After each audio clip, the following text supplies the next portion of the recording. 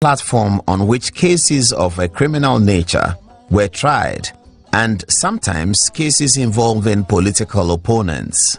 This system was used, and many feel that it was actually overused and sometimes abused during the PNDC era. Under the Fourth Republic, the Consultative Assembly, which drew the 1992 Constitution, managed to keep the public tribunals in the Constitution by Article 142, which established the public tribunals, and Article 143, which grants jurisdiction to the public tribunals to try matters on so-called public interest. However, all the presidents and parliaments of the Fourth Republic have refused to apply the public tribunal system in Article 142 and 143. First, J.J. Rawlings, who presided over the PNDC, refused to apply it during his two-term presidency. John Agyekum Kufuor, who visited the public tribunals and became president for 2 terms, also refused to apply it. Professor John Evans Atta Mills and President Mahama's first term also both refused to do it. Nana Addo Dankwa Akufo-Addo, who has historically been against the public tribunals, also expectedly refused to do it. But on 17th July 2026, the 9th Parliament of the Fourth Republic passed a bill to bring the public tribunals into being. Soon after the bill was passed, some members of civil society, and especially the former vice president, who is also the presidential candidate of the opposition MPP, have called on President Mahama not to accent the bill. I speak to you on a matter that has the potential to reshape our justice delivery system, confidence in our judiciary, and the future of our democracy altogether. The attempt to reintroduce tribunals into Ghana's judicial system. Last week, Parliament passed the Tribunals Bill 2026. The mandatory one-day interval between the consideration stage and the third reading was waived so that the bill could be passed on the same day. The minority's objections were voted down. Organized labor objected loudly and publicly, but was ignored. The bill will soon be transmitted to the President for his assent. I have one respectful request of President Mahama.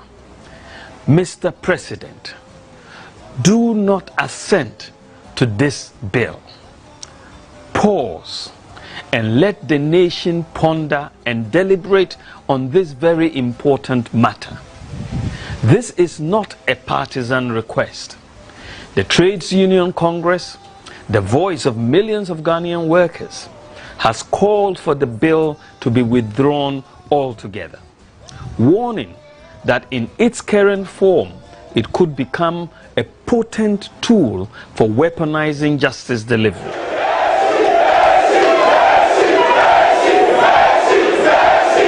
This documentary will now give you a good view of how the public tribunal system looked like. You can now see journalist Ben Efson covering proceedings in the public tribunal system.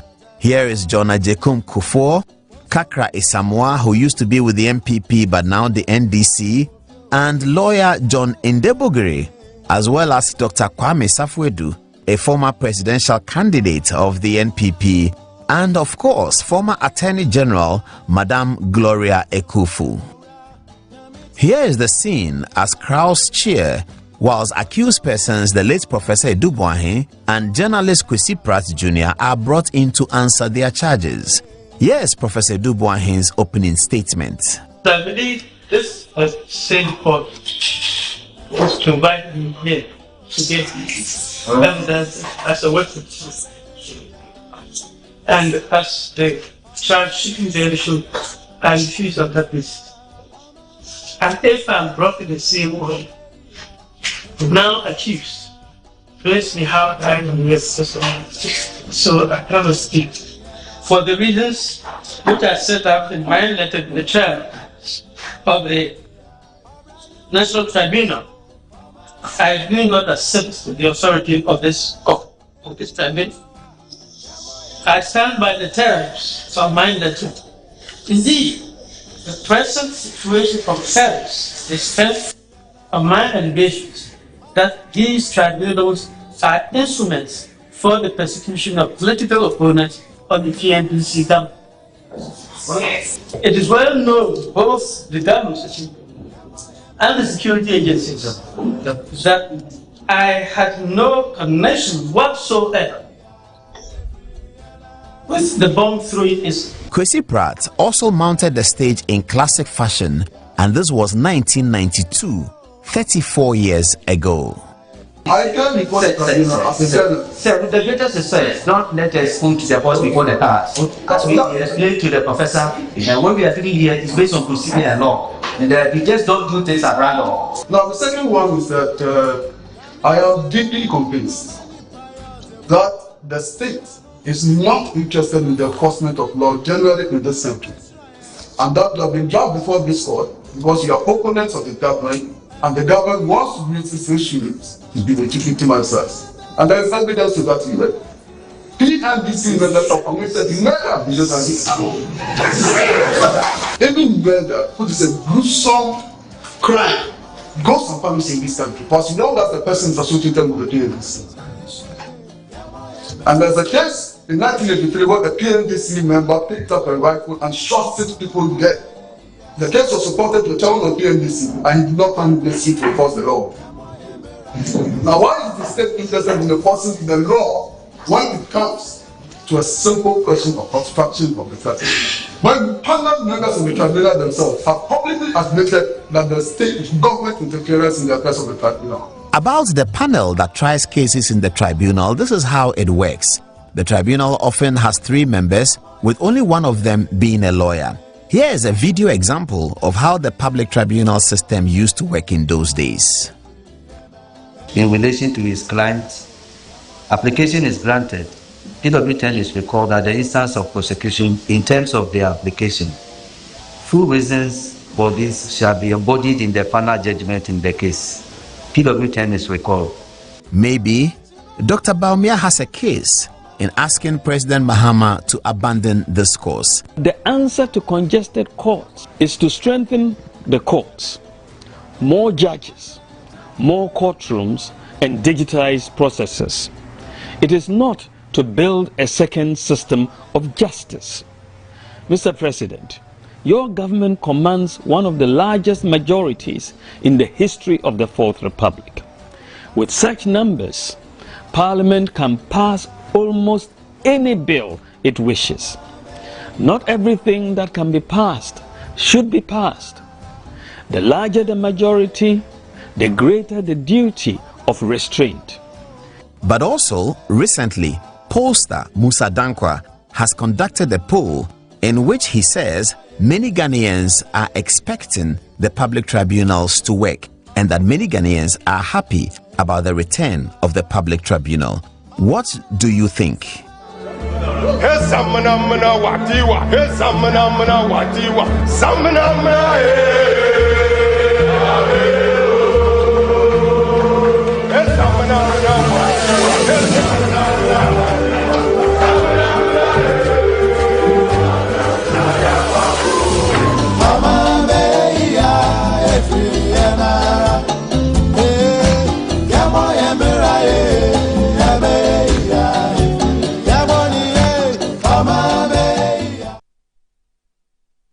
When you ask me what is your bad day, it's the day my mom died and the day former President Mahama destroyed my company.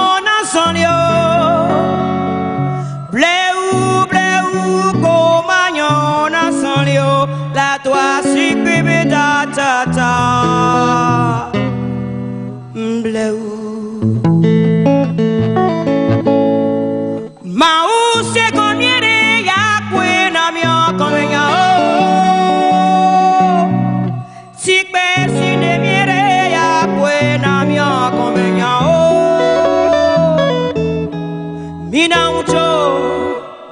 topera, mi topera, kaka mi When you ask me what is your bad day? Okay.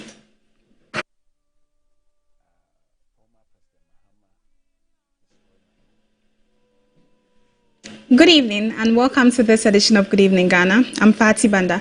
Tonight we turn our spotlight toward the increasingly volatile space of media commentary, public accountability and personal attacks. A fierce war of words has erupted between a media personality, Efia Pokuah, widely known as Vim Lady, and a US-based commentator, Kevin Taylor. In a raw, explosive reaction video, Efia Pokuah launched a scathing attack on Kevin Taylor, rejecting his commentary and calling out past insults, saying she is not going to be intimidated. Before Paul walks us through the analysis for tonight, let's watch this video. Now that me say my husband, I'm on the green light. Oh Allah, cause see, one warrior a partnership. What I say, and you all do me per se. Kitchen blog and we dealing with him. My husband was like, oh, but cool. And to be fair and respectful to him, because me can't politics to be out.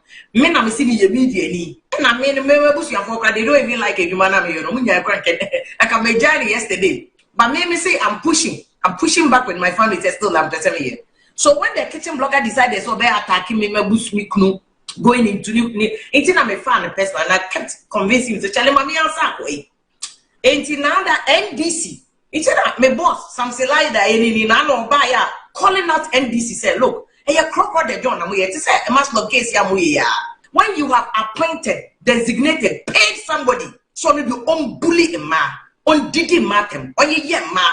On bully asantiment, on didi asantiment, and California matem, Cremophonio matem, Quran, on ye Quran, denigrate the image and the spirit, the sacredness of Quran. Mane can it that's yase. Quran, it is a Bible, Quran, only Bible with the same standard. And ye sacred, and ye crack a book, moma, a sumbo, and your woman get the back from you can never is unpardonable. Ceremony because a haram, and you're unpardonable to so be a committed treason, and you're yet.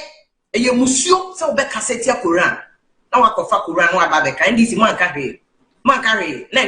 The same yastic and I'm macho to most the kitchen blogger at them begin on the bar power. And I'm the winning votes. Until now, MPP for Sakosia, I'm also say at the begin can also win votes. So MPP for no boys mean that any guess here and I say to me. And now NDC is arresting them. And not the Asama, the boss Samson Lada Yenini was calling NDC out. And they decided so on per se, divert attention from Asama, my boss Samson Lada Yenini canteen. Oh, let them go and do a ye. It's in Nanu Mamuse, Omako kitchen blogger, and so on Shada, Emedi Mahama Tem. Normally look like and also ye Mahaman Tino and or ye and Mahaman so into Mpacho your crocodile John. What's it? The one who sat tape Nampacho. Don't let the tape fool you. Don't be deceived. Man allow be more dada. What is a kitchen blog and did Mahama Tamamu a agenda.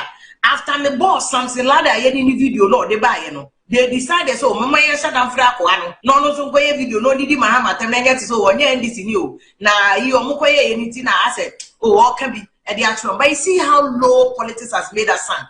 One will say the politics are so low. Or my politics are my bottom to the point to say because of unnecessary and silly and unwarranted equalization. Marco Franklin blogger say on so many did Mahama attempt. Then yet so we did Mahama attempt and we did a MPP for attempts and then let's say okay it is a Mahama MP media and Mahama Nesuman but we will not be fooled.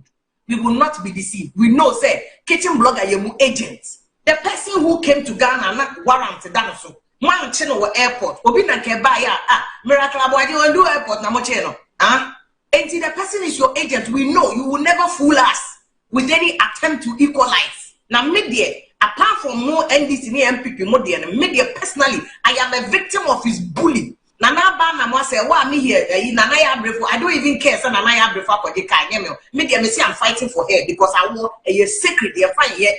Nipper looks. Said ye boy, ye na your permission, ye beg Nakupo and say Nakupo, ye say, I can't catch Nakupo, Nakupo, ye say, Nakupo, I say, Nakiti, and now, Brother Samito, and your kind, Nipper phone a cancel phone.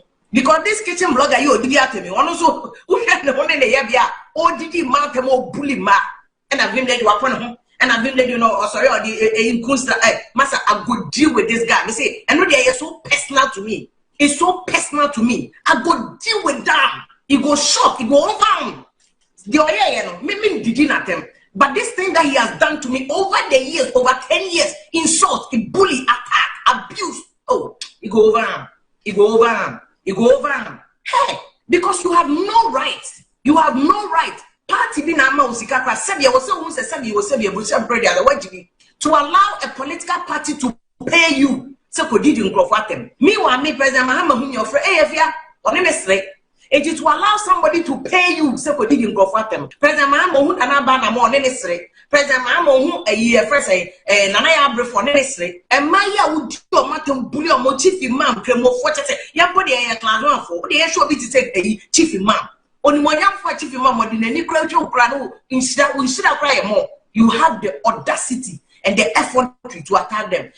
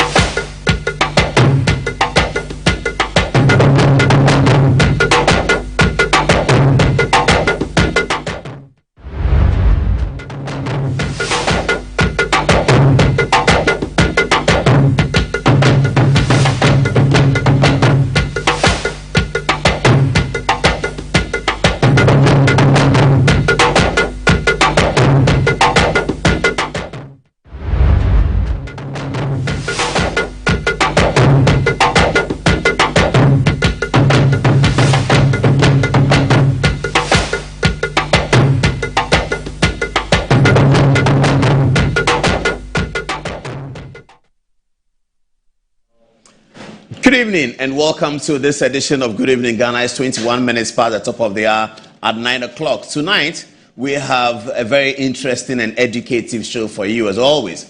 Now, our big conversation tonight is about the Sedina Tamaklo court ruling. And just to give you a background, you know that a lady called Sedina Tamaklo, who was appointed by John Dramani Mahama to MASLOG. MASLOG is an empowerment agency that keeps money and gives it to the underprivileged and young people and market women and all of that. It's a big initiative that was brought in by John Ajekum Kufuor as part of his empowering the underprivileged in our society. Very laudable. Sedina Tamaklo was appointed as a MASLOG chief executive or managing director.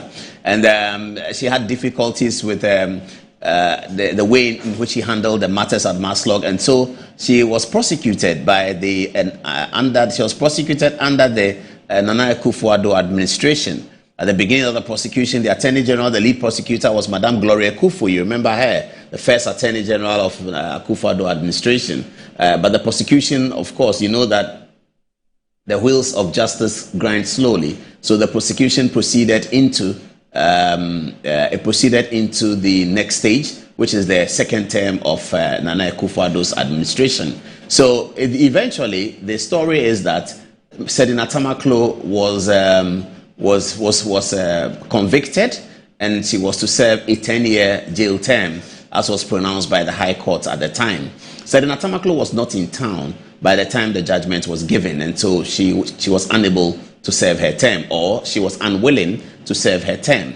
So what happened thereafter? The government of Nana Akufo-Addo, through the Attorney General and the Minister of Foreign Affairs, initiated an extradition process. The extradition process was to bring Sedina Tamaklo back to Ghana to face her jail term and also to give her the opportunity if she wanted to file an appeal. The extradition process also takes time, so it went through the process and it crossed over into the next administration of John Dramani Mahama in January 2025. Sedina Tamaklo was eventually extradited. She lost the extradition battle because she fought against it, and eventually she lost it. Some NPP communicators will say that she started fighting it before 2024, but after 2024 she didn't fight it anymore. Whichever the case, Sedina Tamaklo was brought back to Ghana. And when she came to Ghana, there was conversations about whether she was actually in custody or not. We went over that as well. Eventually, last week, the Court of Appeal, by a unanimous 3-judge decision, written and read by Justice Amankwa, Justice Ankama, I should say, indicated that Sedina Tamaklow's conviction had been overturned and that she had been acquitted and discharged by the Court of Appeal. What has happened since then is that there's been a plethora of media conversations about what is and what is not. The conversations have largely divided the society over political opinion. Most NDC opinions are sharing the view that the Court of Appeal decision was right, and most MPP opinions are saying the Court of Appeal decision was wrong. But why do they say it was right and why do they say it was wrong? That's our concern tonight. Tonight we're going to open it up, and we hope that we will have the last word on this matter. The reason why we are confident that we'll have the last word is that by the time we finish tonight, because you've heard everything, this is the last stop and this is the last word. We're going to have 2 lawyers in the studio to give us an analysis. Now, what it has become so far is that many of the NDC apologists have said that at the beginning of the announcement of the Court of Appeal decision, they were concerned that this may hurt the optics of the NDC's oral. Oral is Operation Recover or Loot, which was a campaign message that the president ran on.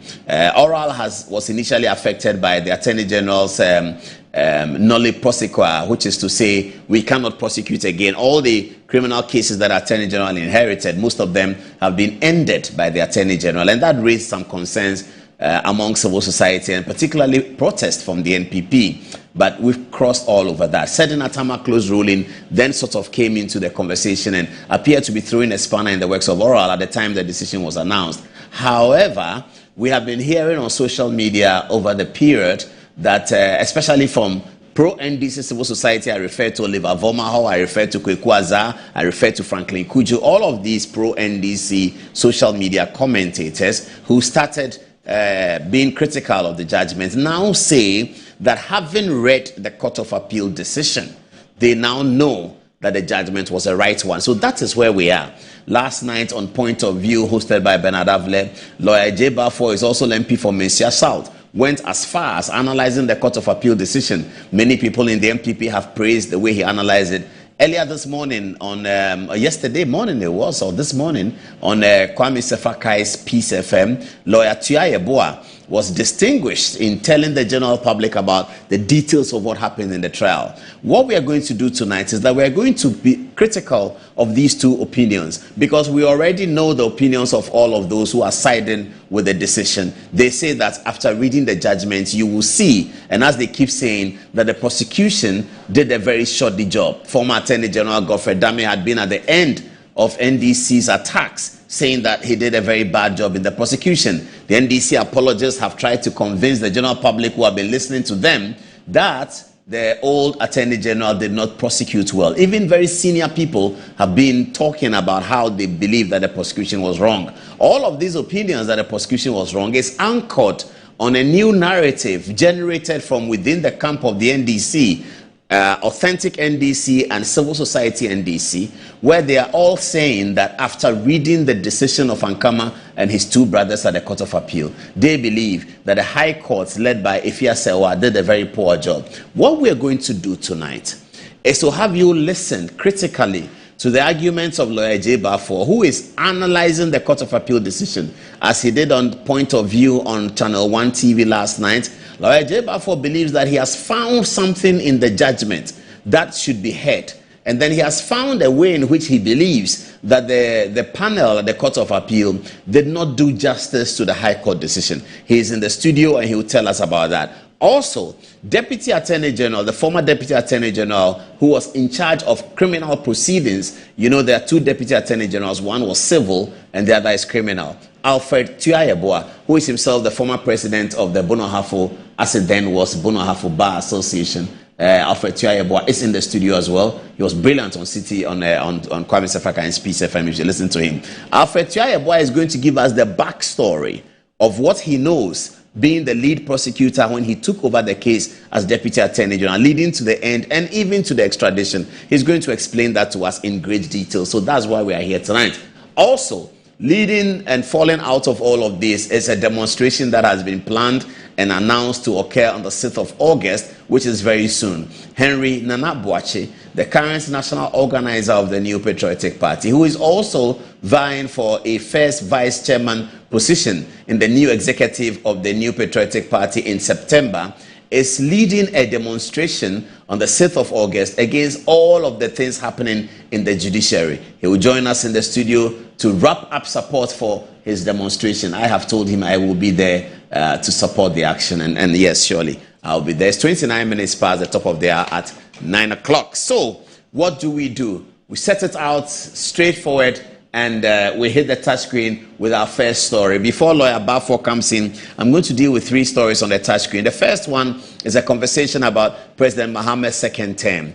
We all woke up on Sunday morning to a rare interview by the NDC party chair, the Honorable Johnson Asiedu Nketia.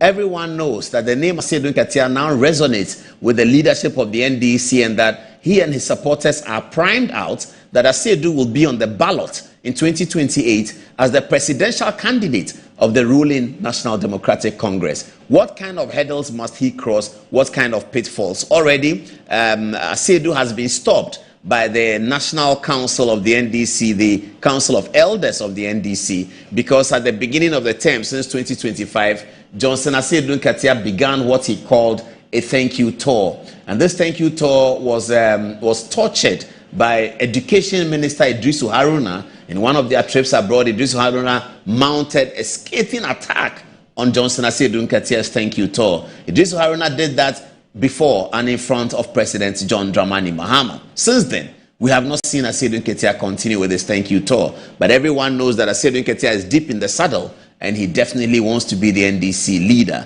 So he granted a rare interview on a Sunday morning to a radio station, like it looked like a Twitter or something like that, and he spoke about the third term. We're going to show you the video and do a content analysis of it. We will back the video with something that President John Dramani Mahama himself has said, and something that Kwesi Pratt Jr., veteran journalist, told Kwame Sefakai in Peace FM studios. Next, we come to a story that I have a particular interest in. During the campaign of 2024, if you all remember, there was this young man, a very energetic NDC supporter, who dared to give an explanation to the 24-hour economy. He was laughed at, and we used the video so many times here, and it sounded very funny because he was talking about 24-hour economy being like rearing animals in the night, and some very humorous thing he talked about, which he says happens in a city in China called Pudong. Guess what? He has resurfaced, and he was on OB Asempa's program at Asempa FM, Multimedia's Asempa FM, and he had a lot to say. He's concerned that since the beginning of the administration of John Dramani Mahama, he has not been given an appointment and he has not been given a job. He's worried about it. When he was quizzed that he nearly botched the 24-hour economy plan, he had a lot to say. We'll share that with you as part of our introductory stories. Also, John Boadu has launched his campaign to be the chairman of the New Patriotic Party. In his interactions with delegates in the North, Mr. Boadu painted a bleak picture of the NPP's performance in 2024. Many who have seen that video believe that John Boadu is an election winner, and given that he has all this on his fingertips, perhaps the delegates should consider him as they consider Boakye Jackson. We're going to show you that video. Young man Adenta Kumi is also vying for the NPP's National Youth Organizer. He has some fiery words to say about how he would run the NPP and how he would challenge the NDC. We're going to do that as well. And our brother PK Sapon has an article on Oliver Vomaho. We'll pay attention to that. And a beautiful one, Justice Sremsai, the Deputy Attorney General, is agreeing with me on one thing about the decision of the Supreme Court to have delegates who are electing a member of parliament or a presidential candidate to form the bigger part of the political party they are representing. He has an article about what Justice Bafoboni has written in the case, a 5-2 decision handed down from the Supreme Court that now systems must change. We'll have a look at that. And after that, Lawyer Balfour will mount the touchscreen. Lawyer Balfour likes to be on the touchscreen. When we are done with Lawyer Balfour's explanation, Tuya Yeboah will tell us what happened, and eventually we'll speak to Nanabi. All of that is on tonight. If you love politics and you love your country, don't change your dial. Stay with me here, and we're going to have a good time. Okay. Meanwhile, Fatih will be around to tell us what people are saying on the text message. So join me now to the touch screen and let's begin the analysis. This is Good Evening Ghana. Welcome aboard. Thank you for coming. All right. So let's get in right here.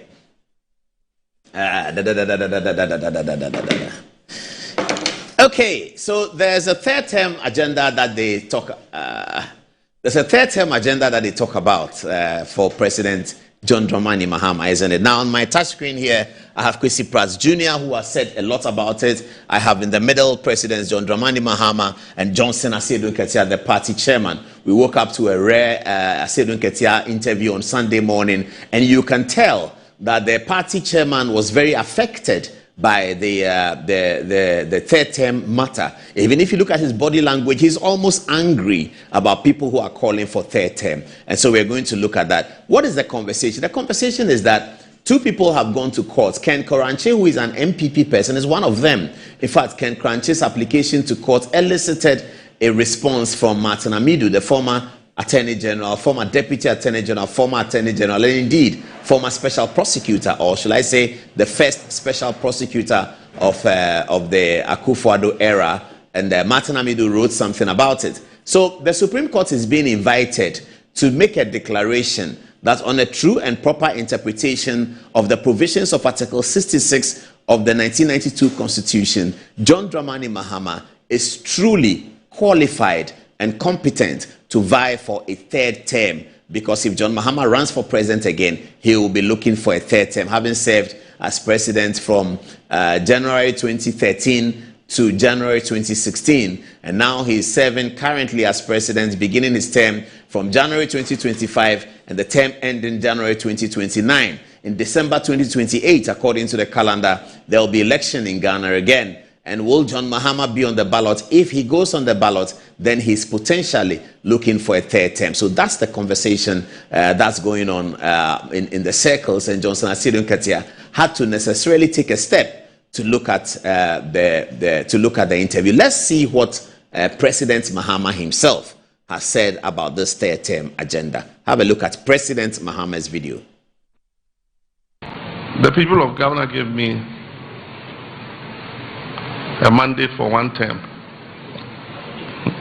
and I am working hard to meet the promises I made them.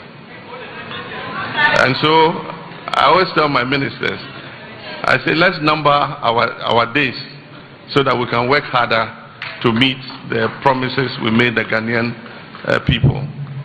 I know that people have gone to the Supreme Court seeking interpretation of the clause that governs the tenure of the president. If you ask my personal opinion, I thought that it was clear enough. Me, I've read it over several times. It's exactly what it says, but if they want to ask the Supreme Court, that is their business. But I know that the people of Ghana gave me one additional term, and I'm going to work to meet the trust that they put in me. Okay, so that's John Dramani Mahama, who spoke earlier about this. Now, let's listen to Johnson Asiedu Nketia in his very rare Sunday morning interview and video that surfaced. We don't know whether the video was actually recorded on Sunday morning, but it came out on Sunday morning. I mean, I was on my way to church when everyone was sending it to me. Hey, have you seen your man? Have you seen your man? Some people say your uncle is talking, oh, blah, blah, blah. I love Asiedu Nketia to bits. And everyone knows that I love him, don't they? So they were all sending it to me. I have to do justice to my viewers who definitely wanted me to highlight this on Good Evening Ghana tonight. Here is Johnson Asiedu Nketia's rare interview published on Sunday morning at 6 o'clock in the morning. Third term agenda. Third term agenda. Sa subject no nye subject kitwa sese didi agro. Okay. But the way a man for a debate one sem no. Akwa say ye dey personalities. So omo dey abeya in President Mahama ko mu say wa obeka say wo petetem no na ope Mahama asem. Wa obeka say wo petetem no na che say wo time Mahama. A very dangerous adwuma a wɔn yɛ. Okay. So na MPP for so I started Mahama ne tete agenda nti ne ye chese wɔn pese ye for so the campaign message. Okay. So na President Mahama mo kana semwe waba beka se onye interested. Na nipa no si onye interested. Na wo say makoko to say me kɔhyɛ no amanaye.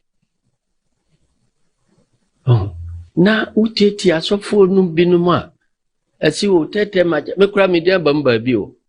Say sofo bi ka say eyi me de me ba me ka say me gina presidential eya obi antimi bitimi na de be ha me an say tete Mahama ne tete agenda no memfa manuntum me de manutum pe me che say ebe say ade no kura ama Mahama de abufu akọ abrante bi ama na bebitimi na me ni prophecy mu hunu mu. Okay. But we prophecy ametuma bisa question kakra say nipa no a ono wabeka say ade no ompe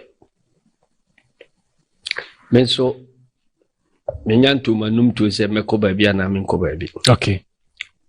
Na wahwe mu aka say me asiedu nkati anko a asemu ya ba die eno ye ba ko de tosu mi nu nso no de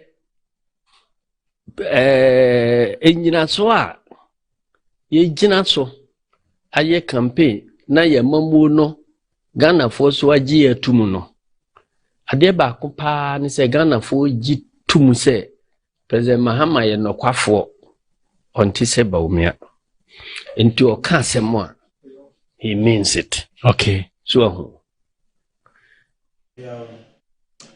you heard Johnson Asiedu Nketia. He says that Asofo, this is clergy, and they have been saying a lot of gibberish that if he is against the third term agenda, John Mahama will bring an Abrantie B. The Abrantie is Keselato Forsen. We're going to put his photograph there, but we didn't have much time to do it. You see it later. Keselato Forsen. Those of you watching on social media can see it. That's what Asiedu Nketia is talking about. So quite clearly, viewers, Asiedu Nketia is worried about the third term agenda, and he's also indicating that he is not with the third term agenda. There's another part of the video where he says that Mahama is not an otrofo like another person.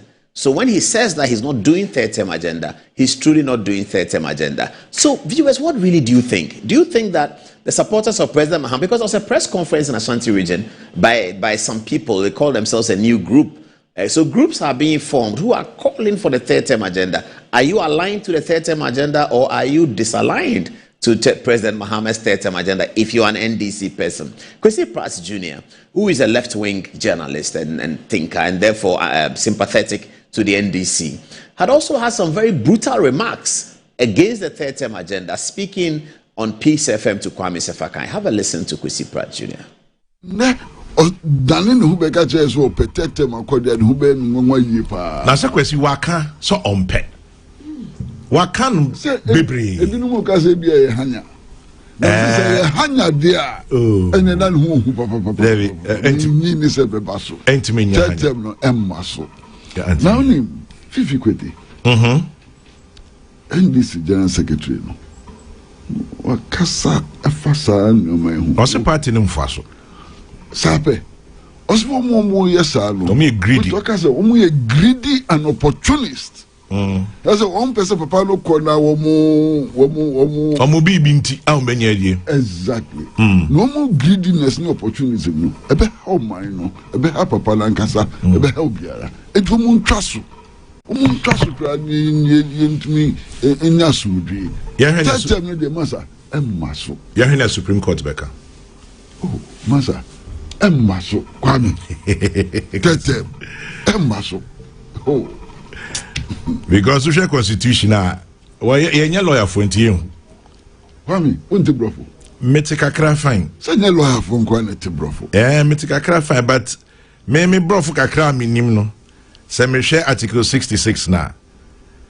66-2, I say a person shall not be elected to hold office as president of Ghana for more than 2 terms. Finish.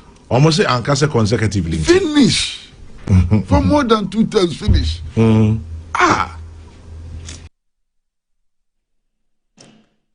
Yeah, so you heard Kwesi Price Jr.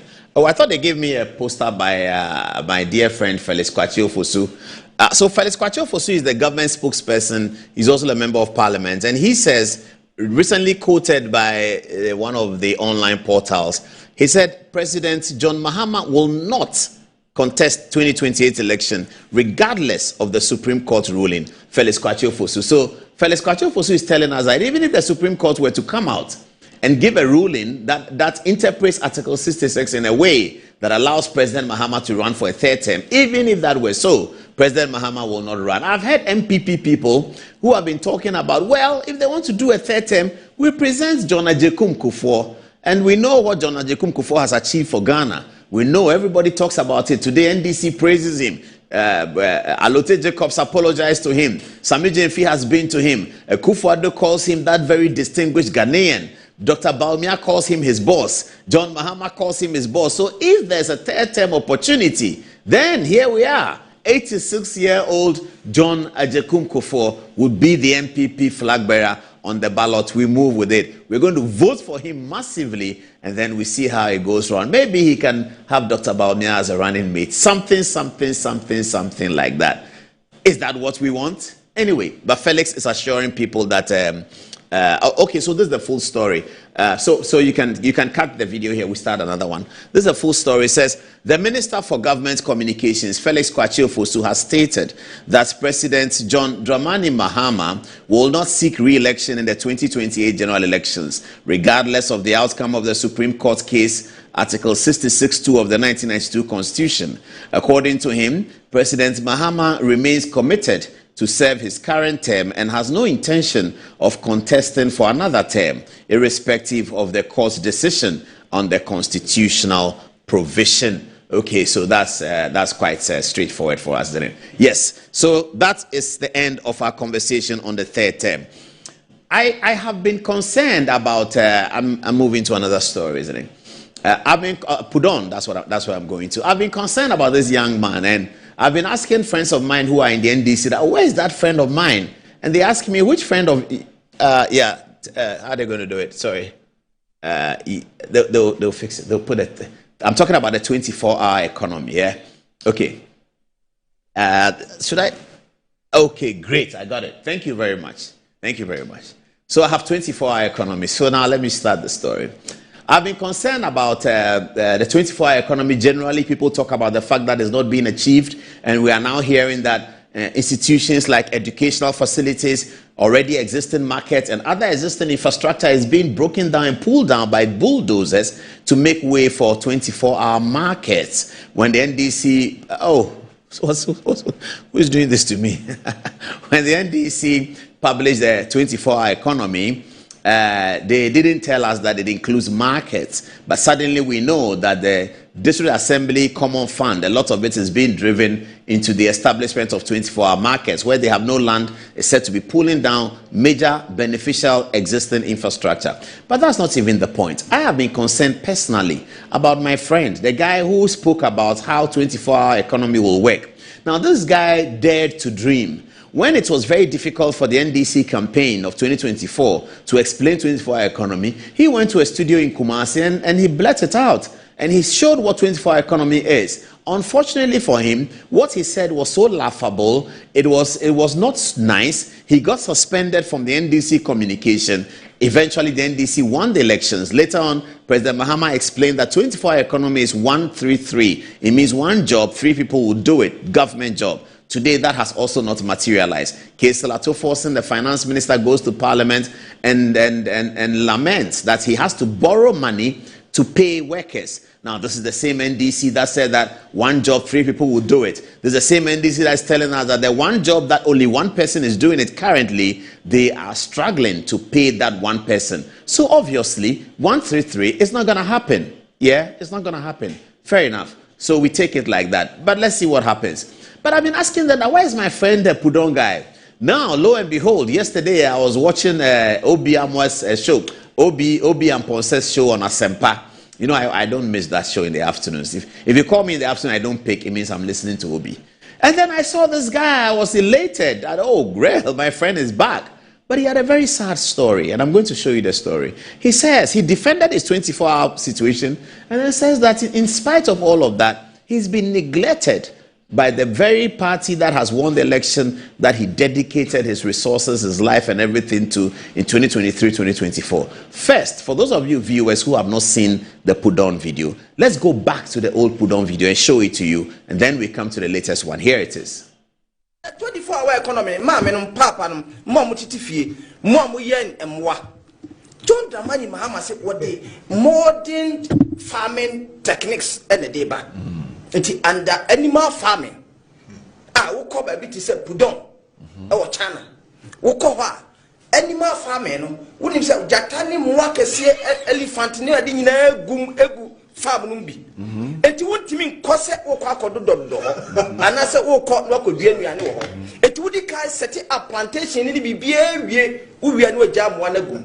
Na jam wana gum a wo be hia omo so a wo mo di plane ebe fa biem no mas asevo emwane nuane ne ade na proud to that no what training expert for wo mo so ebe hwe kwan a friend say omo ebe hwe mwa no so bo bi yare a ebetima wo no pane ne ade na sanyoma we nyina na e baso a ebe bo ma omo mawie agric e wa agric KNUST Legon wo mo nyina benya adwuma ye. So with all that we are saying, I'm quite confused. Okay. I'm confused. I'm confused and I say, animal really no. Say yeah, animal farming no. Say Jatani winning you know, a bread benefits. Yeah, yes. Reason is say, about my tourist attraction. Okay, good. Because Uko Pudon.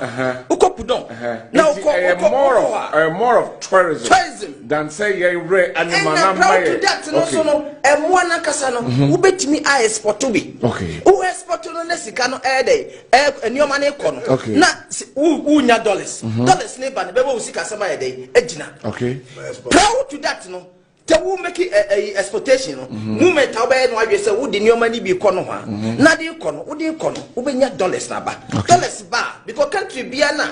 Wo can your man more than your export to bia no. Country na ho de dey eba fam. And na Dr. Mahamadou Bawumia ba ya went me anya wa ma ho chaba. Eti wo mom we extension officers ni ade ni nyina no. Wo benya adwuma ye. Wo mom ye ayi for masonry for no. Ah ye beto war offensive land ni nyina. Omuso benya adwuma ye. Proud to that. Dr. Mahamadou Bawumia eba ya oka say obey one district one factory went me. And here John Dramani Mahama say under one district one factory no. Wo no de obey be embark on agro. So you heard it. Oh, I want 24 economy behind me. Okay. So you heard it, didn't you? That was what he said in the beginning. Now let's come to what he's saying today. He says that he's been completely ignored. This was his interview on Asempa political show earlier today. What you said, so we are politician. Yes. SOS strategic. As at that time, not 24-hour economy and not die because na presentation. As in Uko radio na ko kabiana na presenters no or as for to nchen bia na aka ho asem. Okay. In order say make critical attention na ba policy no. Ese me dey nyoma bi shim na me present. Nenya attention no. Net me the substantiate project no. Say the be ya obi abeti ase. Eno ampa so ampa. E ba sa no. Attention e boy Emma within 2-3 weeks no. Ghana for nyina no yewura Fifi Kote yewura Sedun Katia party chairman yewura Sami Jamfi omu nyina nya the opportunity and the needed privilege etimi echechi mu ma Ghana for nyina dey tiase because na who create bibi for attention the story should make sense. The story didn't make sense. Yeah, let me give you a clue. Okay. Story making sense. But in your own view, no, I'm making sense, But then, your research never had yet. Okay. Is Pudon there in China? Yeah, Pudon was China. I went back on animal farmer now. Now, no crescent crop so Eddie drone near the call, MA charge your mama, Sebi, Omunya 8 me, and never YouTube also we, and the crescent. And Cressa? Yes. Then Cressa, their cast nine and in the monosono. A more for the film, no more heavy, some one in a dinano. And Cressa, and one in an almost a new muscana. Intibasana, dear neighbor, a generating income. Yes. Extension officers are almost fearing idea money under MPP regime. I was saying, say, if this policy is implemented, you bet my form of veterinary officers, eco specialists and others. Woman in Albania to my unemployment rate as what? Now unemployment rate as what publicity. As some other radio stations, so Mubenya your friend say advertising revenue. Now advertising revenue no balance in Peñano. As my Ben address when you scale everybody that's why expand the scope of the business. Animal farm no area ben Ghana. As it stands now, we say 24-hour economy. We say to set up a policy no. So the legal framework out be. And no tell why that. Yes, it's been done. A secretariat has been put up. Exactly. Yes. And I know that you know so. We are signing your money now. Her policy are there, and for the receive policy. No, do they have the capacity? Yeah, some more capacity. Yeah, then a crime person abandons with my resource. Because abandon you are there to create an enabling environment in any situation where abandon decide. They say, okay, fine. Policy way there. Me person me am di humu bam. Anti public and government initiative. Yes. Whereby say government be 50% or 60%. Now private be 40%. Now I don't talk futuristically. See more opposition no. All the narrative way better. Much such a 24-hour economy. Ghana 4G mutumu etu abamamu. Now you hear result and you still coming to the night. Mubetimi ya yewena, ubetimi de mua, emwane wahin, jatano wahin, and on Ghana for Ebusa. Okay, see. Yes. Policy we buy me and Kaza see my land. Okay. Kesia pa. Okay. Our plan. What they call it? Our plan. Maybe embark on animal farm. Now animal farm no, where does it find expression in the policy? No, you see then. Policy be by so we have privilege who take advantage of the policy. It's about job creation. My research. The outcome of the research no made the copy Emma the national chairman of the NDC. Na Gusitano no ye we mama copy. Wama Gusitano copy. Mama copy made the copy ako chief of staff or made the copy ako national chairman ho made the copy ama regional minister made the copy ama regional chairman before the election. Oh really? Yes. I be them come see here. Into omoye Gusitano mo prepare sa policy document no. Omo frere, omo to say invited. Omo to say. Now the policy article didn't make sense to them. Oh, ebia in their view, but me the man na can about say the must breaky ade no e betima boa. And no ye around animal farming. No, I know there I mean back on tomatoes farm, tomato farming factory. Yes. How I bet you execute 20s factory no. I bet my creative agenda 133. That's correct. Quite be fast wa you be ma ebe two your friends say boreholes ahodo. Quite be fast wa you be generate energy. Okay. Ebe solar energy. Ebe reduce cost ama project no. Ni nyina policy document no. Edama use. Me na me SRS. More opposition na Oh, I'm a CEO of Pegged Group of Companies. Pegged Group of Companies. I'm the CEO. I'm more into them. Oh, me and Kasano, me into construction, real estate, and I'm into sales of generating plant. Oh, to okay. Generator, be any Pegged is my product. A whole product. Yes. Into mobile buying, you know, have you pushed for any appointment? No, I've sent my application. What do application? Yeah, for needed appointment. I have. So and a wunya. Now you're champion of agenda 133 na wunya Jume. Minya bi. Adama. Please send a word to Johnson Asidun Ketia that he should please help our friend. He should give him a job. I mean, this is a guy that really talked about the 24-hour economy for the NDC. It's true that he may have bought it in certain circles, but the resonance of the 24-hour economy built up to give the NDC the victory. So they should really help him and give him a job. Please, I'm pleading for him. I never met him, but I love the guy, man. I mean, he's very bold. So please, okay. Let's come to MPP matters. And John Boydu, the Titan, who is running for national chairman, has done something, you know. I like politicians who know their stuff, okay. Off the top of his head, at his fingertips, He rattled the NPP's problems in 2024 elections. Have a look at this video. He was speaking to delegates up north. John Boydu really knows the ground. Have a look. In the northern region, the last elections, all the MPs that went to primaries, they all lost the elections. Tolong won because they didn't go to primaries. Kalaga won because they didn't go to primaries. Savlugu, there was a problem initially, so that is exempted. Gushegu won because they went to they didn't go to primaries. Zabzugu, intense primaries, they lost. Yendi, intense primaries, they lost. Mion, intense primaries, a seat that you've never won before. You won for the first time. How do you subject this seat to an intense primaries?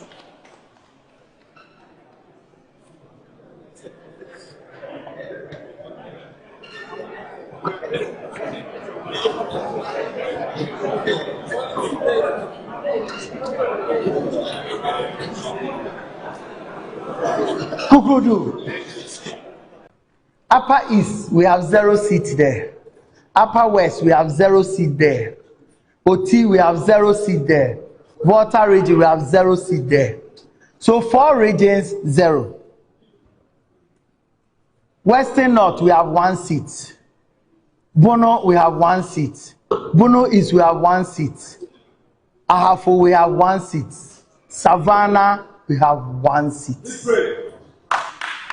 These are 9 regions. We only have 5 seats. If you translate the 9 regions into constituencies, it comes up to like 96 constituencies. We only have 5 seats.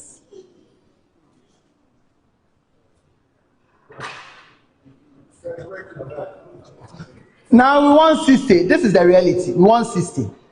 So you take Upper West. Which of the constituencies can we win?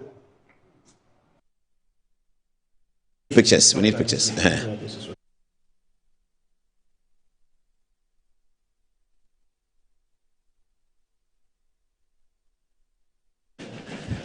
Yeah, that was John Boydu, and he says that this is a quote from Joy News. John Boydu says, "I know elections. I know how to win elections. If you want power, I am your man. I have done it before. I will do it again. Let's win together."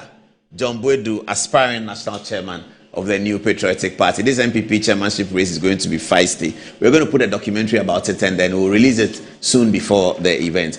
There's a young man who is running for the MPP's National Youth Organizer. His name is Alfred Kumi. People call him Adenta Kumi. He was speaking to delegates in the north. And he said something very interesting about young women. Have a listen.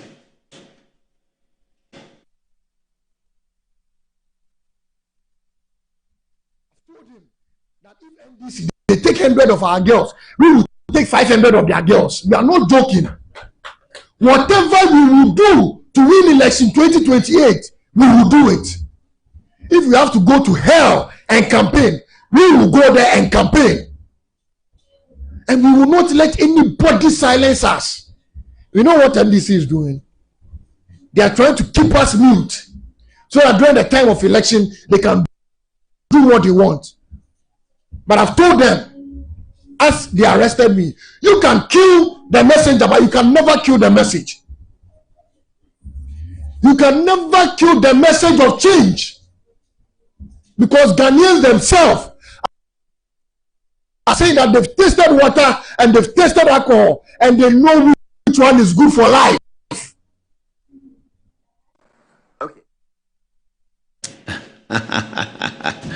Should. So this is him. Alfred Kumi is working hard, trying to punch hard to become the MPP's national youth organizer. I think he has the verve, you know, he has the excitement and he has the fire in his belly. Good luck to all competitors for the event. One other competitor is joining us later tonight. Nana Boache is also competing for the first national vice position. But he's here tonight to rally the support for the people. On 6th August, he's leading a demonstration. Now, though, let's get straight into the main matters at 3 minutes past 10 o'clock. Let's invite onto the touchscreen lawyer, Ejay Bafo, who is also member of parliament for Mesha South, and he is a legal luminary already. Yeah. Maybe one day he'll be nominated by a president as the Lord Chief Justice of our republic. There's more law coming in. Yes, there's more law coming in later tonight, because Alfred Tuayebo is in the studio to give us the blow-by-blow account of what, as a Deputy Attorney General who was leading the criminal process at the Attorney General's office, what he encountered when he took over the Sedina file.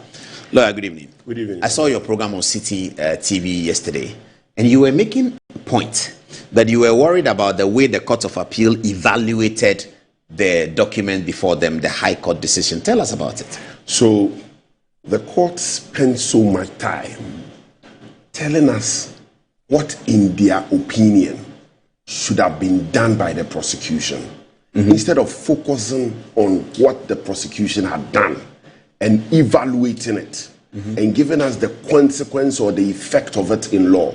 The court spent so much time on it, and by so doing, they failed to consider the weight, the effect of the other evidence or the evidence which the prosecution had tendered.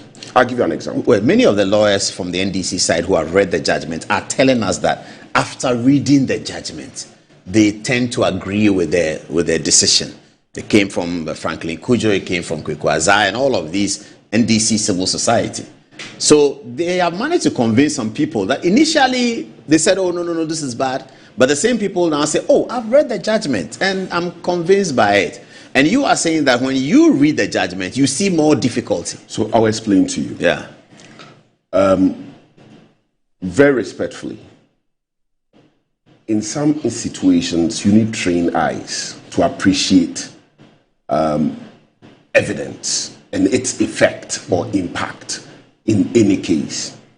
And so sometimes, if you are not careful, you will be easily swayed if, with all humility, you have not trained your eyes. The uninitiated. The uninitiated. And I'm going to explain something. I'm going to take it from the very basic level for your viewers to appreciate.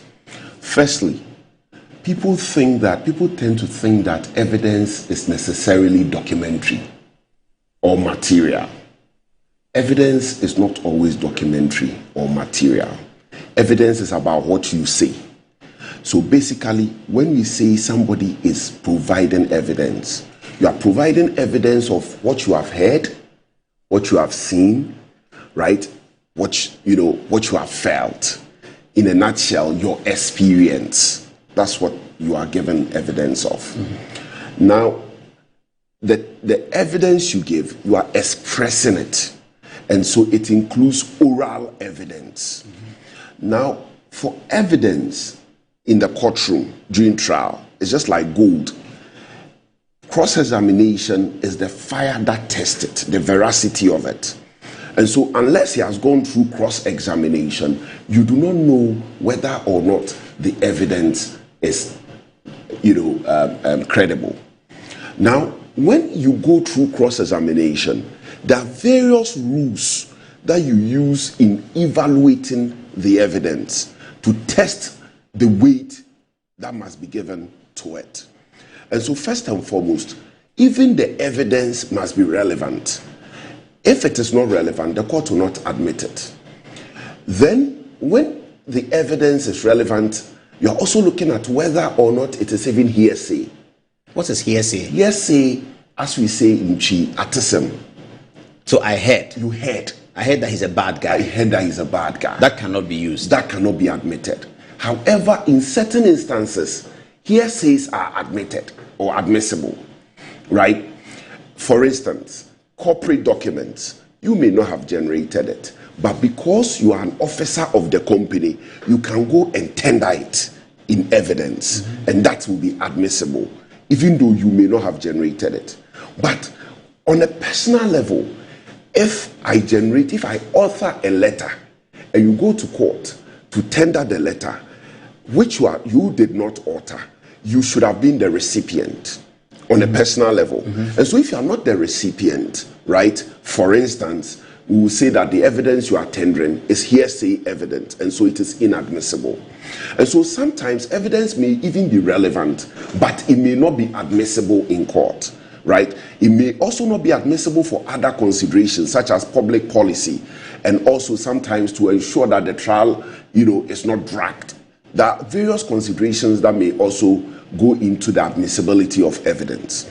And so I want people to appreciate that when it is said that the prosecution provided evidence, it is not just documentary or material evidence, but also somebody coming to mount the witness box to say that I saw this. And the person being cross-examined. And the person being cross-examined. And when the person is cross-examined, then the rules of evidence will be kicking in. So, for instance, on a material fact, if I don't challenge you on a material fact, there is an implied admission. So material facts is that I was at Metro TV at 8:30. So, and you don't challenge that. So let me use the Sedina situation. Yes, correct. So when you look at this case, the prosecution had charged Sedina for stealing an amount of 500,000 cedis, being money which was transferred from Maslock to Obatampa Microfinance. An investment sort of something. And Tiaebua, my respected brother Tiaebua would give us more details. So let me go on. Yeah. Now, to prove this case, the prosecution produced a representative of Obatampa. A representative of Obatampa, the company or the entity that is said to have received the money. Now, there's one fact which was not in dispute. The fact which was not in dispute is the fact that Obatampa has received the money. What was in issue was whether or not the money had been paid to Sedina. That was what the return money. The return of the money. So the story is that she tried to invest with Obatampa and she didn't, or Maslock didn't like the terms of the investment. So they said, bring our money back. And the circumstances of the return, as we are told, is that she wanted it in cash and she received it in an obscure place in Bachona Total in cash. This is the story. This is the story. How did you want the Court of Appeal to evaluate this, and what did they do wrong? So, when you look at the High Court judgment, the court said that a representative of Obatampa had come to court to testify. At that moment, there couldn't have been a better witness in this matter other than a person from Obatampa, the entity that returned the money to Sedina. There couldn't have been anybody better than that in terms of evidence, because they had felt it, they had seen it, they had heard it, they had experienced it in a nutshell. And so if you want quality evidence, that is quality evidence for you, a representative from Obatampa. And this representative comes to testify. According to the High Court, right, this evidence was not challenged. The evidence that what? The evidence that they had, Obatampa had returned the money to Sedina in cash. In cash at Bachona Total. Right? These are facts which he came to testify to, and that is evidence. This evidence, according to the High Court's account, was never challenged. This is the High Court's account. Okay. Now, at the Court of Appeal, right, the fact that this evidence was not challenged was not stated.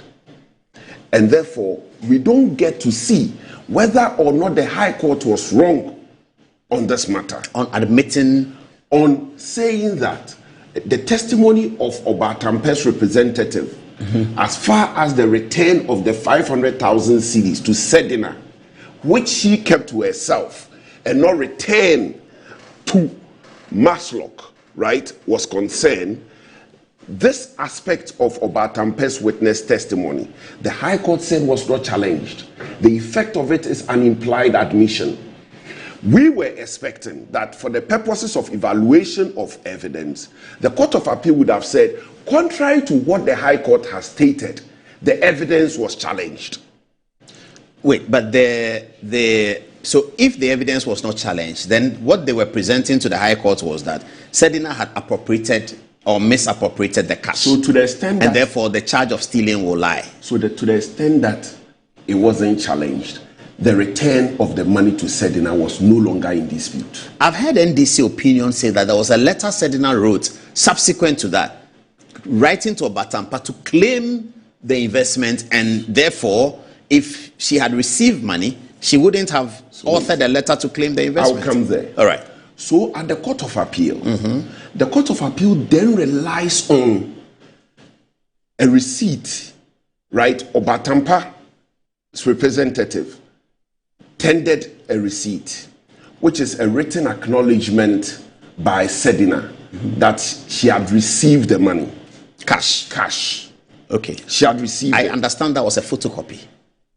It doesn't matter. It doesn't matter in if evidence. If you can explain why the original is not available, the court will admit a photocopy. That explanation, can it be cross-examined? Yes, of course. Was it cross-examined? The judgment doesn't capture, but the fact of the matter is that at the point, let me tell you where it becomes relevant, whether or not it should be admitted. It is at the point where it is being tendered.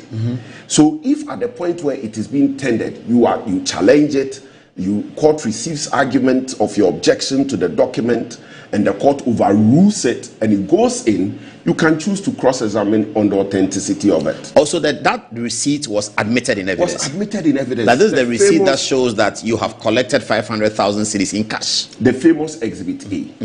Now, so Obatampa's witness, representative, did not only speak to the refund of the money or the return of the money to Sedina.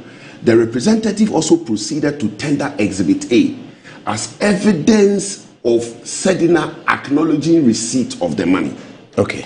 Now, at the Court of Appeal, the Court of Appeal sought, or Court of Appeal actually impugned the evidence of the Exhibit A on the basis that when you look at Sedina's written statement to Yoko, or call it the police, she had raised doubt about the credibility of the notes of the receipt, right?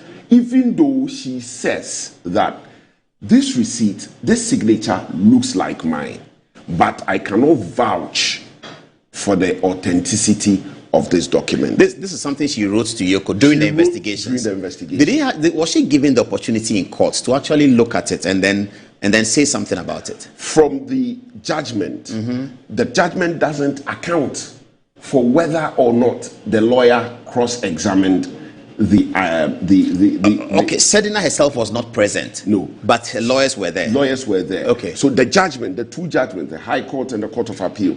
But let me explain to you why, in my view, the Court of Appeal erred in relying on that written statement. Hold it there. So the Court of Appeal relied on Sedina's police statement to deny the 500,000 CD. Okay. Of the statement written by Sedina to the police, the court should have done more by way of examination of the Exhibit A, which is the letter acknowledging receipt of the 500,000. Like a forensic something? But I disagree with them. Okay, and I explain to you why. Right. Yeah. You see, Sedina's statement to the police was tendered by the prosecution. It was not tendered by the prosecution to say that we believe that it is true. It was tendered by the prosecution to say that we have received this information from Sedina. At that point, it's hearsay evidence. You need Sedina to go into the witness box, right, to be cross-examined on the veracity of it. In the absence of that, you cannot rely on it to impugn evidence that has gone through the fire of cross-examination. Oh, that's interesting. So that the evidence of she brought 500,000, said she doesn't want it anymore, and so she said we should return the money. We tried to return the money in check. She said she wanted cash. We duly delivered the cash to her at Bachanwa Total in her car. If Maslog doesn't have the money, then the money is with Sedina. Yes. We finished our work and we gave her a receipt. Yes. You are saying that body of evidence, apart from perhaps being also on a document to the IYOKO, was explained in court. Was explained. And there was opportunity for cross-examination. At the end of it, the High Court felt that this evidence should be admitted. Should be admitted. In coming to their decision, the High Court judge felt that based on this evidence, Sedina was responsible for the 500,000. Exactly. And therefore, the charge of stealing will lie. That's right. But the Court of Appeal says that once the matter came to court, because Sedina had ever written before to the police that I'm not sure about this signature, that the High Court should have done something more. That's right. To make a determination that this receipt was authentic. That's right. And you are saying that the High Court was giving too much burden to the prosecution. Exactly. No, I'm saying that the Court of Appeal, the Court of Appeal, should not have relied on that document. They should rather have relied on the one that was given in court, upon which there was cross-examination, exactly, rather than the one that was written where there was no real test. Under the law of evidence, we call such evidence the person that gave such a statement the declarant. The declarant. You know, he's a declarant, she's a declarant of hearsay evidence, right? Because it's been tendered on her behalf. It's something that was not given in court. Now, the declarant must be available to be cross-examined, okay? So that we can confirm through the fire of cross-examination whether or not what she's actually saying to the police, okay, is true. Otherwise, Paul, this is the simplest. But if she was not available, should we hold that against her? She had the opportunity. She just chose not to take it. It is not anybody's fault. So that should be held against her? It should be held against her. But look, it's a very simple matter. Let me break it down. Now, if the court were to say that we rely on statements given to the police, then nobody should be in court to testify. Oh, I get your point. Are you getting me? Yeah. Now, if the court were to say that we are going to rely on statements given by the police, even if they don't come to court, even if they don't, so police call me, I write anything, and I say I wasn't in Ghana, and blah blah blah. It's not tested. Then we shouldn't come. Then to court. That is enough to take me out. Exactly. Oh, I get your point. Exactly. Then that will be very easy. We can't convict anyone. So with all humility, yeah, you see what I'm talking about. I now see it. Police invites me, but for come, I go. And then I give my testimony. Oh, an allegation has been made against you. A complaint has been made against you for stealing 1 million cedis, right? Then I give a statement. I didn't steal 1 million cedis. Full stop. I have nothing to do with it. I have nothing to do with it. I'm supposed to come to court. I don't come to court. Then the court will say, in view of the statement I gave to the police that I did not steal 1 million cedis, I'm not guilty. Okay, but so, let me still do. Let me still do the NDC work. You have the NDC work. The NDC work is that this document of Sedina is there. Subsequent to that, Sedina, in her corporate capacity, authored a letter to Obatampa that where is our investment? Good. So that is evidence of the dishonesty. That is actually evidence of dishonesty on her part. Now we've been able to establish that there's no dispute. Because there was, from the judgment, there was no challenge that she received the money, right? And so there's an implied admission. So that fact, we've crossed the bridge of whether or not the money was returned to her. We've crossed it. Now we are moving to whether or not it was dishonest. The dishonesty lies in the fact that even after receiving the money, she was leading everybody on to think that she had not received the money, and so she was writing letters to make demands. Now, in the witness box, the Obatampa representative was challenged that why were you receiving these letters in spite of your claim of refund? Then the gentleman says, I sent her a WhatsApp message saying that this I'm not supposed to be responsible for because I've returned the money to you, right? Good. Now, this part of the evidence, people think that in the absence of the WhatsApp messages in court cannot be given the necessary weight. I dare to submit that that is not correct. He said WhatsApp messages. He didn't show it. He didn't show it. And people might think that in the... So you say, okay. That's difficult to swallow. That is difficult. Because anybody can come and say, like the point, anybody can come and say, I sent him WhatsApp messages. I sent him WhatsApp messages. So when you go into the witness box, you are giving oral testimony. Yeah. That testimony, if I don't challenge it, there's no burden on you to produce more. Okay, that's correct. Now, when you look at the Court of Appeal decision, there is no challenge of that on the WhatsApp message on matter. the WhatsApp message matter. Okay. Look, this is somebody who has gone into the witness box to testify. In going into the witness box, you are not likely to know that this is what is going to be demanded of me. This is not what is going to be required of me. And so the prosecution are likely to say that, you know what, this is all we are presenting to establish our case of stealing against this person. These issues that may come up during cross-examination, not everything is anticipated. And so in the course of it, based on the developments, you may then decide that I need to augment the previous evidence that I've made available, or I just need to hold back. Because when you're a lawyer, you're also a strategist, and that's the beauty of litigation. If you're a litigation lawyer, your antenna must be sharp. It must work at all times. You must be picking things that you must deal with within a split second. And so if this gentleman goes into the witness box and says that, yes, why were you receiving demands from Sedina and Maslock if indeed you had returned the money? And she says, no, I even sent her messages to the effect that, look, why are you sending me messages even though I've returned the money? And you as a lawyer, defense counsel, if you don't challenge the person on this by saying, I suggest to you that you never ever received any WhatsApp message, there's no burden on the prosecution to produce more. That is... Are you suggesting that defense lawyers did a bad job? That is not what I'm suggesting. I'm only explaining to your viewers to make a decision. I can't. Okay, so on this 500,000, you are saying that you don't see how the Court of Appeal was able to acquit Sedina. On the basis of what has been given. And I'll give you an example. When you go to the court's, evaluation of the charge of sensitization, right?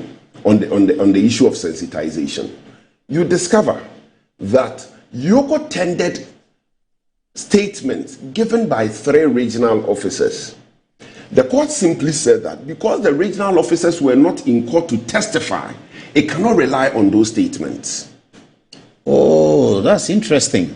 So for Sedina, the court says she gave a statement and we are relying on it. That's right. For the Iyoko officers who were part of the prosecution, the court said, yes, we've seen their statement, but why didn't they come to court to testify? For the regional officers of Maslock, who were out of Accra, they had given statements to Iyoko. The investigator comes to court. As part of the exhibits that he tenders those statements.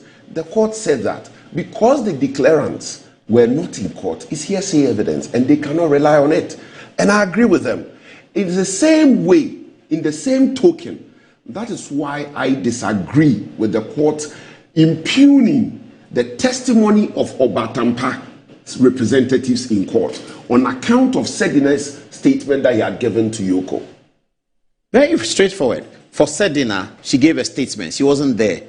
She wasn't there to challenge it or to give further evidence of it. It's okay. We hold the statement she gave. For 3 regional officers, they gave a statement. It was tendered through the chief investigator. That's right. Because they were not in court, Court of Appeal says I can't deal with it. Exactly. And that's what you're expressing. That's what I'm expressing. And so now you see the parallel. Now, even with the sensitization, okay, the auditor was in court to testify, and the Court of Appeal decision acknowledges the presence of the auditor in court to testify. Auditor of what? The auditor who audited the books of Maslock and uncovered a lot of these frauds. By the way, let me make this disclaimer.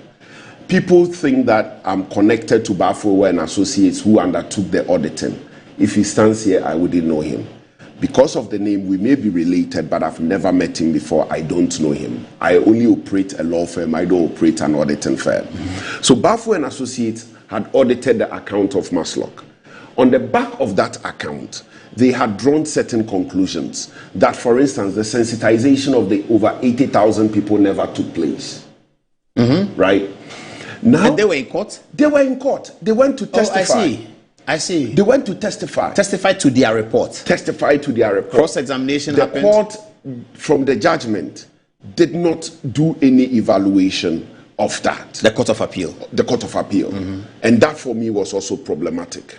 And that is why I said that the court rather concentrated too much on what, in their view, ought to have been done by the prosecutors in this case, instead of focusing on what was before them. Because if, for instance, the auditor had not been challenged, right, then his findings would have gone in as an unimpugned testimony, which would have been enough basis to convict Sedina. Wow. Okay. That's very interesting. We have more to hear from Tiaiwa, so you can wrap up for us. So, so are you going to supply these things to Dominic Ayine? No. He said that he's filing an appeal to the Supreme Court. But this will be very important grounds of challenge. And this is where I am very worried. I'm very worried because the Attorney General, who is the chief legal advisor, had taken a certain position, right? Mm-hmm. That he thinks that he disagrees with the Court of Appeal. And that he's going to appeal to the Supreme Court. I'm definitely sure that the Attorney General did not come to this decision lightly. Don't forget that this Attorney General, Dr. Dominic Ayine, has been very vocal on things that he thinks, in his view, the former Attorney General, Godfrey Dame, had not done right. Yes. Including particularly the Saglemi prosecution. And many others. But he never, for once, said that Mr.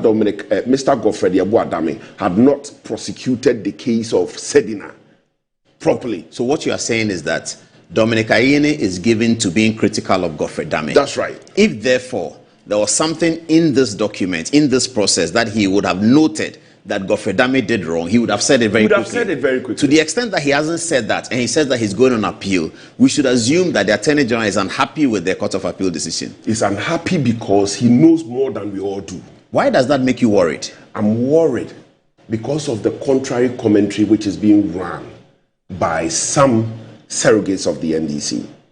Contrary commentary? No, for instance, my own good friend and brother, Eduji Tamaklo, has taken a very feisty position. He's been critical of Godfrey Dame's work, actually, directly. Yes. Right? Vomaho, who is part of the NDC clerk, even though my brother... he's a civil society NDC. No, but has he admitted? No, he doesn't need to. But I have a letter to read to him tonight, but go on, yes. Okay, however you want to describe it. Mr. Inusa Fuseni, former member of parliament and NDC minister. They are now all in defense of Sedina. Whereas the Attorney General is saying something else. Exactly. It makes me a part, it makes a part of me becomes predisposed to the thought that it is not sincere. What is not sincere? The quest to appeal against this decision is... but you have to give that time.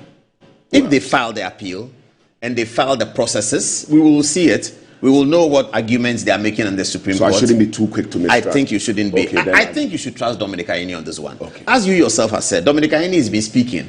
If really he has something to say about Godfrey Dame, he would have said it. In respect of Sedina. He would have said it. Because he said so much about him already. He said a whole lot about him. Good.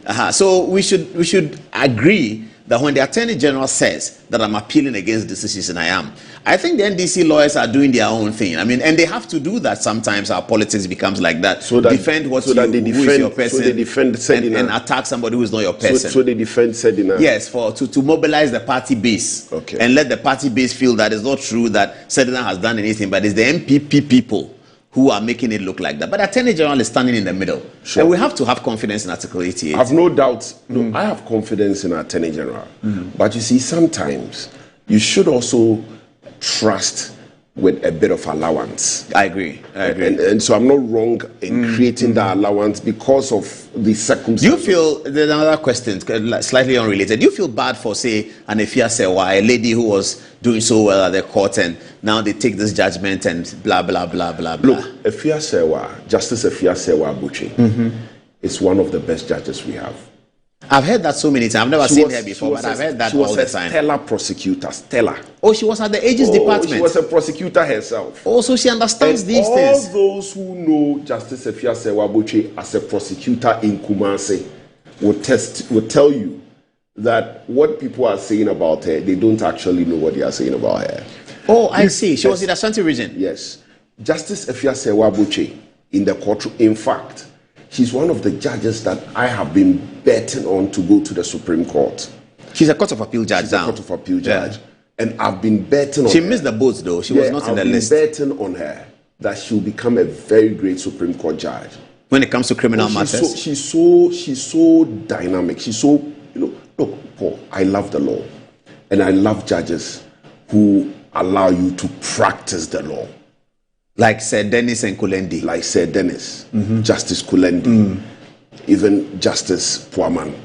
You know, I love judges who love their work and they will give you the opportunity to espouse the law. You know, Efiasewa is one of them. Oh, Efiasewa is a solid judge. Look, Efiasewa is a solid judge. We'll leave it here, Bafo. Thank you so much. Thank you so much, Bafo. We are not done yet. Tonight, more law to come. Okay.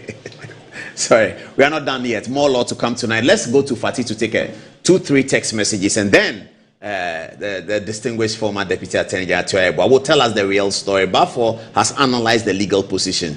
Tuah Yeboah will tell us what he held on his fingertips, how he felt it, what he touched during the prosecution and during the request for extradition.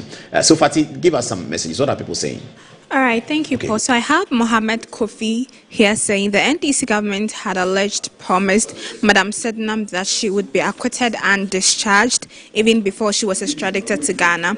In my view, recent events appear to have fulfilled that expectation. It is therefore not surprising, in my opinion, that then presidential candidate John Dramani Mahama encouraged NDC lawyers to prepare themselves for public concerns about the independence of the judiciary and the administration of justice. May God save Ghana from what I see as this travesty of justice. I also have Philip Williams saying it's less, she's innocent and more. The prosecution didn't do the work to prove guilt beyond reasonable doubt, which is exactly why it's controversial. Eric says, why didn't Obatampa writes back to Sedinam to state that we gave you cash at Botana filling station? I have messages here saying, I now understand why. Imoro Muhammad says, my problem with the appellate court squashing the case leaves much to be desired for the obvious reasoning not demanding further and better particulars on the monies distributed to the beneficiaries. The appellate court refusal to even demand through witness evidence of training program was an indication that the law was going to be turned upside down in Sedina Tamaklo's favor. If money could be exchanged in Ghana, must go to Sedina Tamaklo in a filling station belonging to Maslog, when in fact it's supposed to be lodged in their account. What more could be a crime than that? We didn't get President Mahama's insinuation clearly when he said he was going to free all illegal miners. What was embedded in that statement unknowingly was that he was also coming to clear all NDC criminals on trial. Merci beaucoup. Osaititi says, well, the Court of Appellates acquitted Sedinam based on lack of airtight evidence. The judgment fails to address public funds. Accountability requires retrieving state resources to fix Ghana's economy. Chef Manasseh says, I'm enjoying the legal education from Honorable Lawyer Bafo tonight. I'm really proud of him, and the Menchia South NPP is proud of such a brilliant brain. Benedanza says, I have long agreed with former President John Ajakum when he said during his last days as president that presidential term limits should be extended. But until politicians turn over a new leaf and become honorable politicians, we shouldn't accept any presidential and parliamentary term extension proposal by the CRC, else they will do far worse than what we witnessed today. Again, they've rejected proposals that will ensure their corrupt deeds are exposed and punished according to law, so we shouldn't also accept their term extensions at any referendum. Ghana deserves better.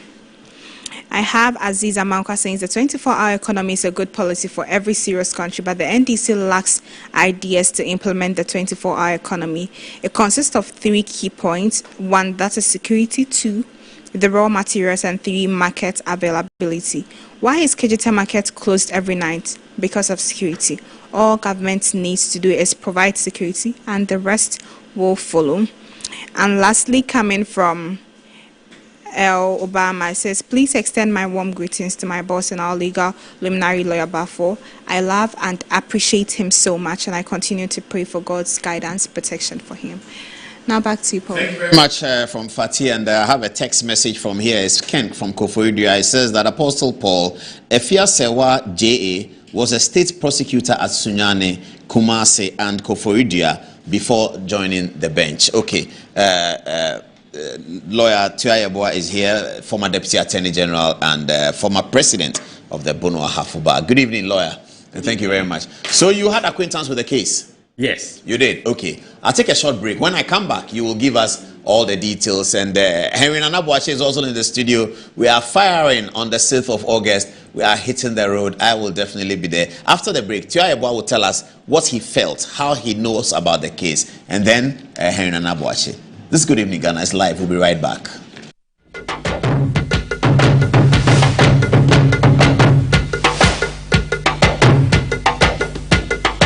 And there they are. The squad is ready, lined up, ice cold, focused and prepared for national duty. Every bottle in position, every label shining with confidence. And here comes the selection. One bottle steps forward, picked from the squad, ready to deliver for Ghana. He takes the first sip. Oh yes, refreshingly hydrating. The whistle goes. The Black Stars are on the move. He breaks through the defense like flowing water. Beautiful control. He lines it up. He strikes. Goal! Ghana is awake. From the fridge to the field, Awake keeps you refreshed. Awake purified drinking water. One for life. Proudly supporting the National Cardiothoracic Center. This advert is FDA approved. Mommy, good morning. Good morning, my son. How are you? I'm fine, thank you, Mom. How about you? I'm fine. Joe, I just saw your mom doing her usual morning routine. Like, it was just 2 weeks she underwent a major colon surgery. Bro, see, my mom is doing perfectly fine, and we're all excited about it. It was minimally invasive surgery, and the recovery has been very fast. Minimally? Hey! No, wait. What do you mean by that? So they offered my mom a laparoscopic colon surgery. Laparoscopic colon surgery, which we accepted. It turned out it was equally safe with a very fast recovery time, and the cost involved too was very, very reasonable. She was discharged 3 days after the surgery, and you can see her, she's on her feet again. 3 days? Just 3 days, bro. Mean Tuber Hospital, first Ghana colorectal center, aimed to serve a peculiar health need. From the rich soils of Ghana, our farmers grow the finest ingredients. We clean, hand select, and carefully craft into bold, unforgettable flavors. And when you open our little bag of big taste, it's pure, bold, unforgettable flavor bursting in every bite.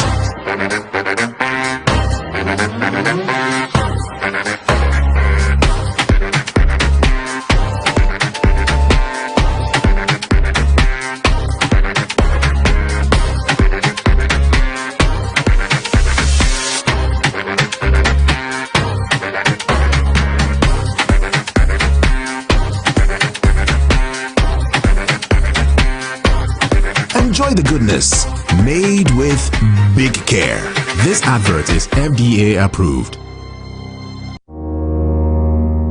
Finding my dream apartment in just 2 days was a breeze with 7terragh.com. Looking for your next home, the perfect piece of land, or the best commercial property for your business? Are you worried about sending money home for property and finding nothing when you return? Well, worry no more. 7terragh.com is just a platform to find prime lands, perfect properties, or vibrant real estate development at the click of a button. 7terragh.com is your go-to property listing platform that allows you to register, list, rent, buy or sell, and connect with correct agents. With our AI-powered smart search, personalized dashboards, verified agent connection, and interactive property maps, all your property needs have been made easier. Check us out on 7terragh.com or contact us on 0302-998-246 or 0561-032-252. 7terragh.com, powered by MNC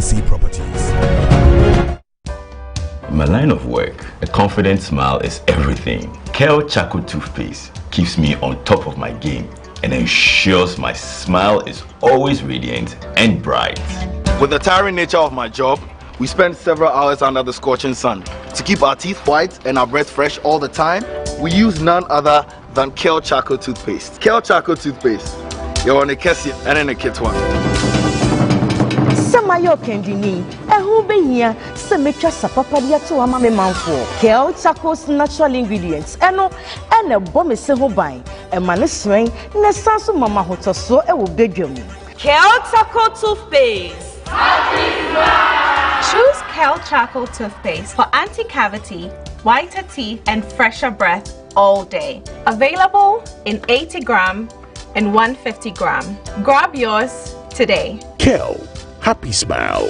This advert is FDA approved.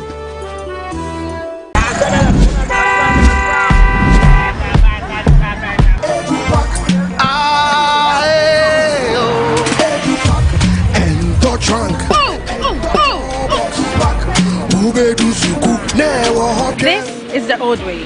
Let me show you a new and a better way. EduPack. EduPack? Yes, EduPack. A GS approved and supported initiative for all first year students going to SHS by Prospectus Ghana Limited. Now you don't need to go to the market. All your trunks, mattresses, pillows, including plastic chalkboards, are all waiting for your child at the school. Note, all our wooden chalkboards are being changed to plastic ones to avoid bedbugs. You can also register by dialing *713*821# following the prompts, or you can visit www.edupackgh.com and tap register. You can also register at any ADB branch near you at a very affordable price. EduPack, approved and supported by GES. Can he tee up someone in red?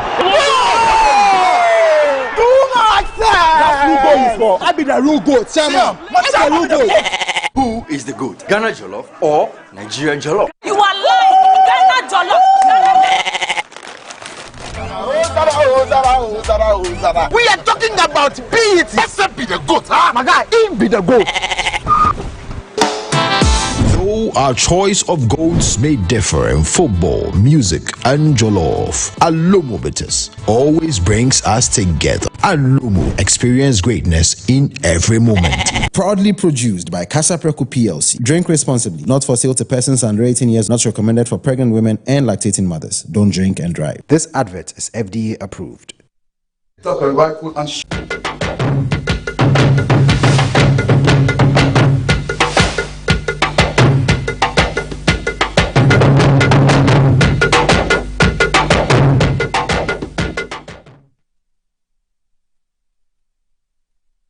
Straight away, we get into the conversation with the Honorable Tuah Yeboah. If you are just joining us, you missed a whole lot. But don't worry, these days, there's video on demand. If you go on our Facebook page tomorrow, or on our X page, you will find the video of the very elucidated explanation given by Lawyer Bafwewa.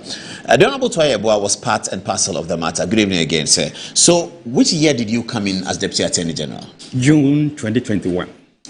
And at that time, at which stage was the prosecution? At the time, the prosecution had not closed its case.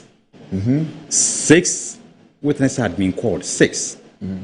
And so it was in July that the 7th witness was called. And before the 7th group could finish its examination in chief, Sedina sought leave of the court to travel outside the jurisdiction. That's interesting. We always heard that. She sought leave of the court to travel outside. So she wrote to the court that she wants to travel. What was the reason for the travel? Do you remember? Yes. She wanted to go and seek medical treatment in the US. And she brought an application for leave. In fact, she had handed over her passport into the custody of the court, that she needed a passport to travel. So she filed an application. That application was opposed by the state. Oh, you guys at Attorney opposed the application? Yes. On what grounds, though, if you can remember? I mean, if you've been arrested and then your passport has been detained and you claim that you want to go to maybe the US for treatment, definitely you should lead convincing evidence to show that apart from going to the US, you cannot be treated in any other part of the world. But that will be left to the court for God to decide whether indeed your application is a genuine one. I don't really did. The judge decided that yes, the application was a genuine one and granted her leave to travel. Okay, so you guys lost that application? Yes. Okay, oh, that's a very important record. So we hear all kinds of things about the judge.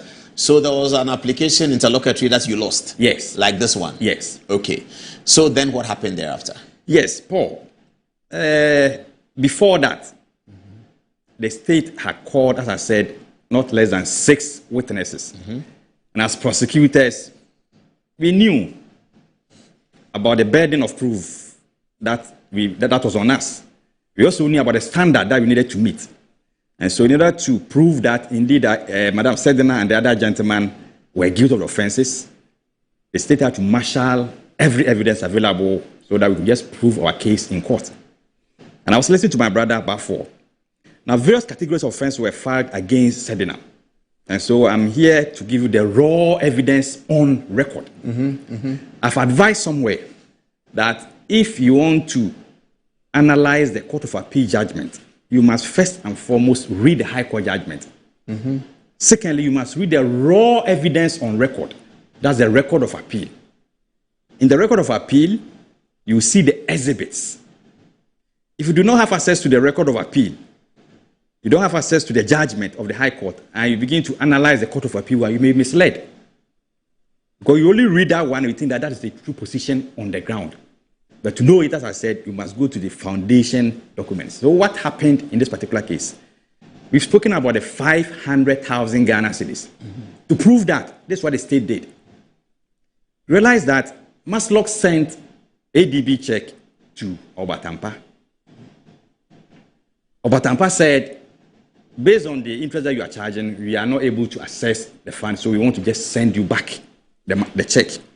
Then Madam said down to my clothes, then told them that they should rather bring her cash. 2 officers of Maslow were called as witnesses. We called the accountant, of Obatampa. We called the accountant of Obatampa. We also called the board chair, who is also a chief. Board chair of Obatampa. Okay. These students came from Obatampa, and what did they say? The first one said, Madam Sedina asked them to cash the money. They went to their bank, it's a community bank within Ashanti region, to withdraw the 500,000 Ghana cedis. They drove to Accra, the 2 of them. When they go to Accra, not Accra, just like Accra is very big, but specific place. Oh, the money was drawn from Kumasi? Yes, a community bank. I think the community is not, it's a Mentia community and bank. And they held the cash and traversed Accra Kumasi Road. Yes. Over 200 kilometers. That one is another matter. But that's actually what happened. But why didn't they fly? Oh, that's a personal decision. They came to Accra, met her at Bachona Total Filling Station, gave her the money. Now, to ensure that we had evidence to the fact that they withdrew the money from the bank, from the Obatampa account, we tendered the bank statement for Obatampa. Showing that 500,000 had been withdrawn on a certain day. Exactly. Did the bank statement also show that a certain check had gone from Maslock into Obatampa? Yes. And you showed the cost that? ADB, that was not in dispute. Okay. Because that was ADB check. So when Madam Sedina Temeklo received this amount, the 500,000, 2 of them brought the amount. The 2 testified in support of the prosecution. Then we realized that we need to have evidence from Maslock, whether indeed the money went into Maslock accounts. And because of that, we needed to go into the books of Maslock. We called the chief finance officer or the finance officer of Maslock to come and testify. And then also UNICEF, they said that yes, from our books, we do not have the 500,000 cedis as having been refunded. So they have it gone. Exactly. They don't have it coming back. Exactly. Now, after Batapad returned this money, then they realized that, we didn't take any document from Madam Sedina. And so the chairman then called Madam Sedina that we needed to have something from you, otherwise when the auditors come, we'll be in trouble. They said, now say yes. Send one of your staff to my office to go and see my secretary so that we will be able to get the receipt. The person who went to the secretary testified, that's the accountant at Maslock. He said he came to Accra, went to Maslock, went to see the secretary. The secretary handed over a white envelope to him. He opened it, it was that receipt. So he took the receipt back to Obatampa. And so you see how the evidence, apart from oral... So why didn't he testify the original copy of the receipt? He said when he went to Obatampa, we went back, he had a photocopy. And it was a photocopy that he had. In fact, it's on record. He said he had a photocopy, but not original. And as Bafo explained, photocopy is as good as the original. Secondly, counsel for Sedna, if they wanted to object to the tendering of the photocopy, they should have done so for the court to rule on sale. During the trial, they never questioned the authenticity of Exhibit A, the receipt Sedna Temaklo authored for Obatampa. Now, apart from the receipt, apart from the oral evidence, we also had the evidence of the head of finance at Maslow. We also had the auditors who did a forensic audit, Paul, not normal audit. A forensic audit was conducted. And that audit also shows that, indeed, that 500,000 never got back to Maslow. So the key question before the court was the money given to Sedna or not? Josephia Sewa, after evaluating the evidence, both the oral evidence and the documentary evidence, came to a conclusion that, indeed, the money went to Madame Sedna Temaklo. And if Madame Sedna Temaklo wanted the court to know her side of the matter, she could have also testified and said, my lady, yes, they fled all the evidence, but I'm also here to also discharge a burden on me in the loose form just to raise doubt about the evidence offered by the prosecution. This she did not do. And so if you look at the evidence regarding the 500,000, everything was intact. In the cross-examination of PW2, who tendered that Exhibit A, Sednam's counsel never questioned or challenged him on Exhibit A. His cross-examination basically was about the capacity, legal capacity of Maslow, and about the receipt not being on the letterhead of Maslow. But who will want to issue a receipt when he or she knows that the money he has taken is not something he has taken back? But that's of interest to me. So what was on the receipt? Did she say, I, Sedna, on this day received money? Yes. That's a kind of... Yes. Yeah. Meaning that she has received the money. And that was the interest of Watampa. They were not interested when the money had gone back to McGraw. They've given the money to the CEO. So she was not receiving the money on behalf of Maslow then? Because they, from their end, she gave them a receipt. That was what they needed. And so in Maslow's books, you will not find that exhibit. Because she intended not to return the money to Maslow. Yeah. And so maybe if you go to the appeal, the judge of the Court of Appeal, they said, oh. But another thing is the receipt was not taken from her hand. It was taken from a secretary. Yes. And so that's why she was needed. Okay. That's why she ought to have testified to state her side of the matter. To say that, yes, my lady, this receipt, I never asked them to go for the receipt. This receipt, the signature there is not mine. Then you will come in. Lawyers, they know, as trained lawyers, you may even want to go and conduct your own investigations, do your own forensics on the signature, to come and confront the prosecutor, say that this document isn't that of my client. That thing was not done. So that is for the 500,000. There's one other thing of 50,000 Ghana. That's very small, looking at the amount. That amount to Madame Sedna told her driver, a Maslow, to go and take the money from the accounts office and send to her. 50,000. Which account office? Maslow's own account office. So she took cash from the accounts office to the CEO. The drivers then sent the money to her. Okay. But that money was not accounted for. She never used that money for the benefit of Maslow. And so she was charged with stealing that amount. That driver came to court. The Maslow driver who took Sedna was in court? In court. He testified to say that, yes, you asked me to go for the money, I sent the money to you, and you took it. As to what you did with it, I cannot say. The driver also added that after he had gone to Iyoko, he later got to know that Madam Sedna was denying that she did not receive the money. The gentleman also added in his evidence that, indeed, when he heard about that issue, he went to Madam Sedna's house, said, Madam, I heard that you were denying that you didn't receive that money. You took the 50,000. I'm here to find out whether indeed you are denying. And the gentleman said, in the presence of Madam Sedna's, is it daughter or son, and the husband, Sedna said, oh, indeed, I had the money. He said all this in the court? In the court.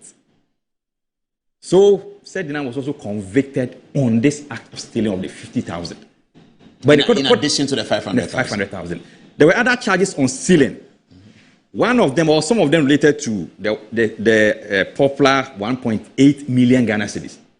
In this 1.8 million Ghana, Maslok decided that they were going to have training for almost 85,000 of their customers nationwide. So the board approved the 1.8 million. The evidence that we led showed that Madam Sedna went to only 3 regions.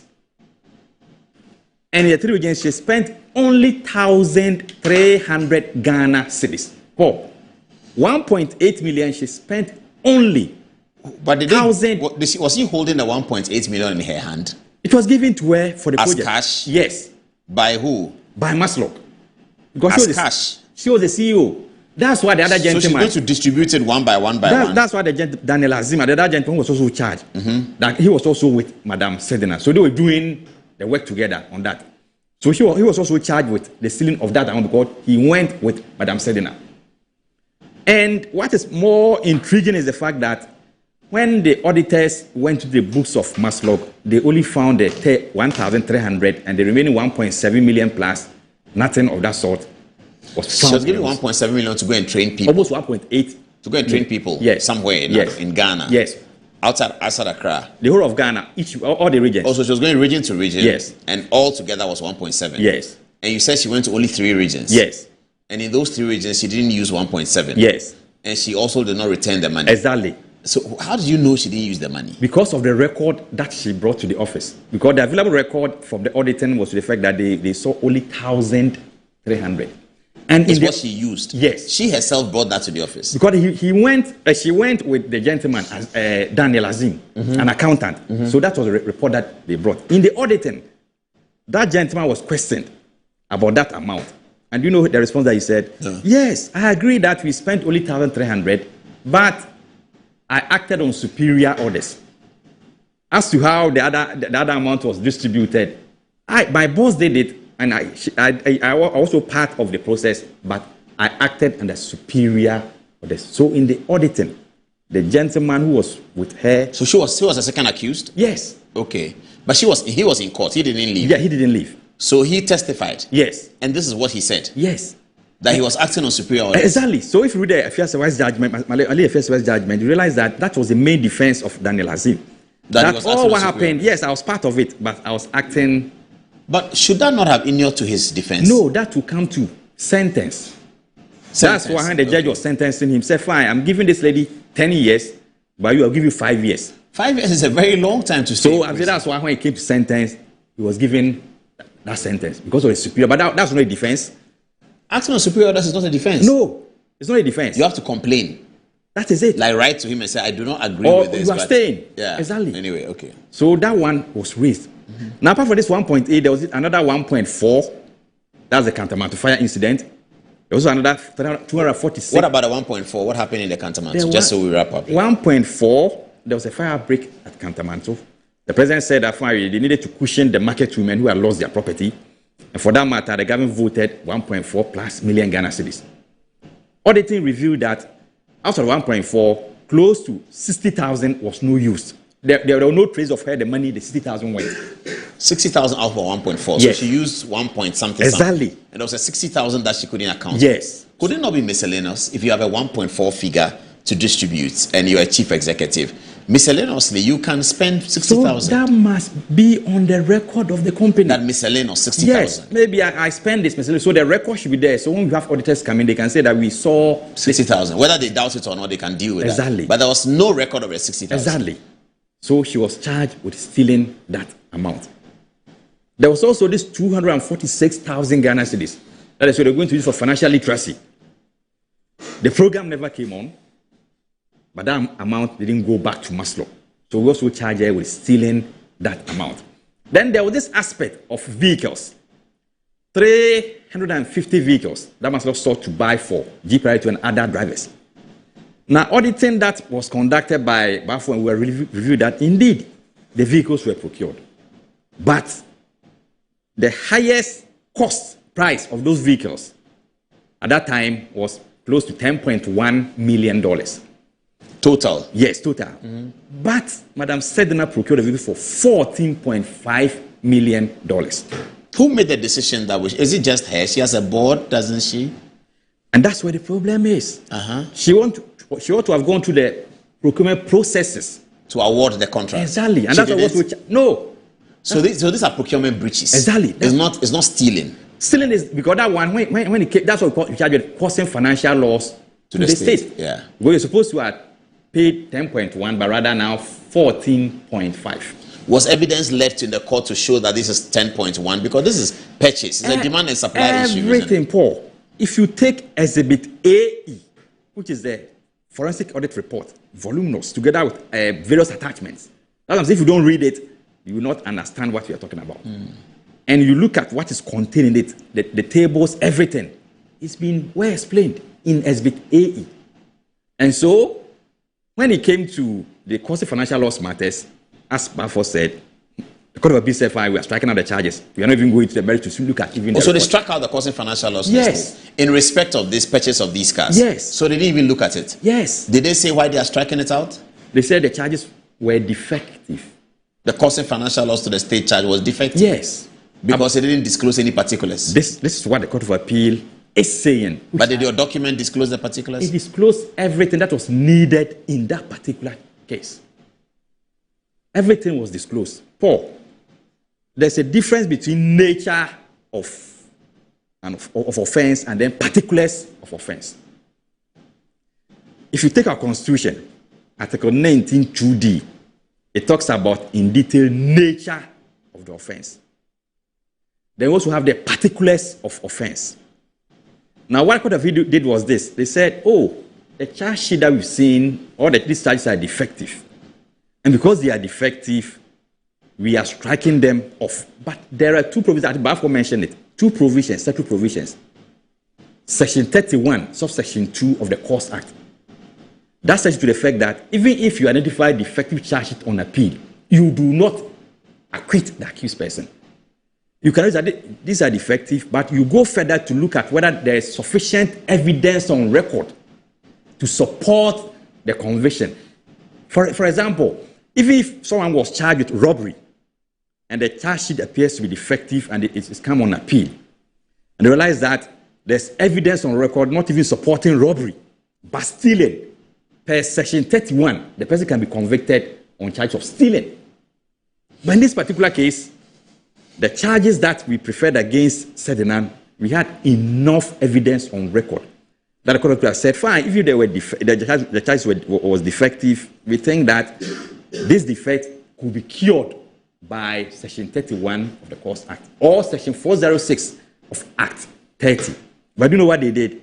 They said, we consider we have Section 31 and then Section 406, but because of Article 19(2)(d), those two provisions cannot stand. That's interesting. I think you've given us a very solid education. I need to ask you the two political questions. Do you think, first of all, that the prosecutors, the respondents in the Court of Appeal decision did a bad job? They did a very good job from my reading of their submissions. All this is that I'm telling you. These are Attorney General people? Yes. Yeah. The ladies in the office, they did extensive work. If you read their written submissions, everything is well detailed there. Rather, the Court of Appeal did a shoddy job. Do you have confidence in the appeal that the Attorney General has announced? I mean, if you look at the evidence on record and the legal infractions on the part of the Court of Appeal, I think that this is a good case where the Supreme Court will have to set aside the Court of Appeal judgment. Let me add this. And take Sedina back to prison? Exactly. Really? Paul, there's this thing that I want the public to know.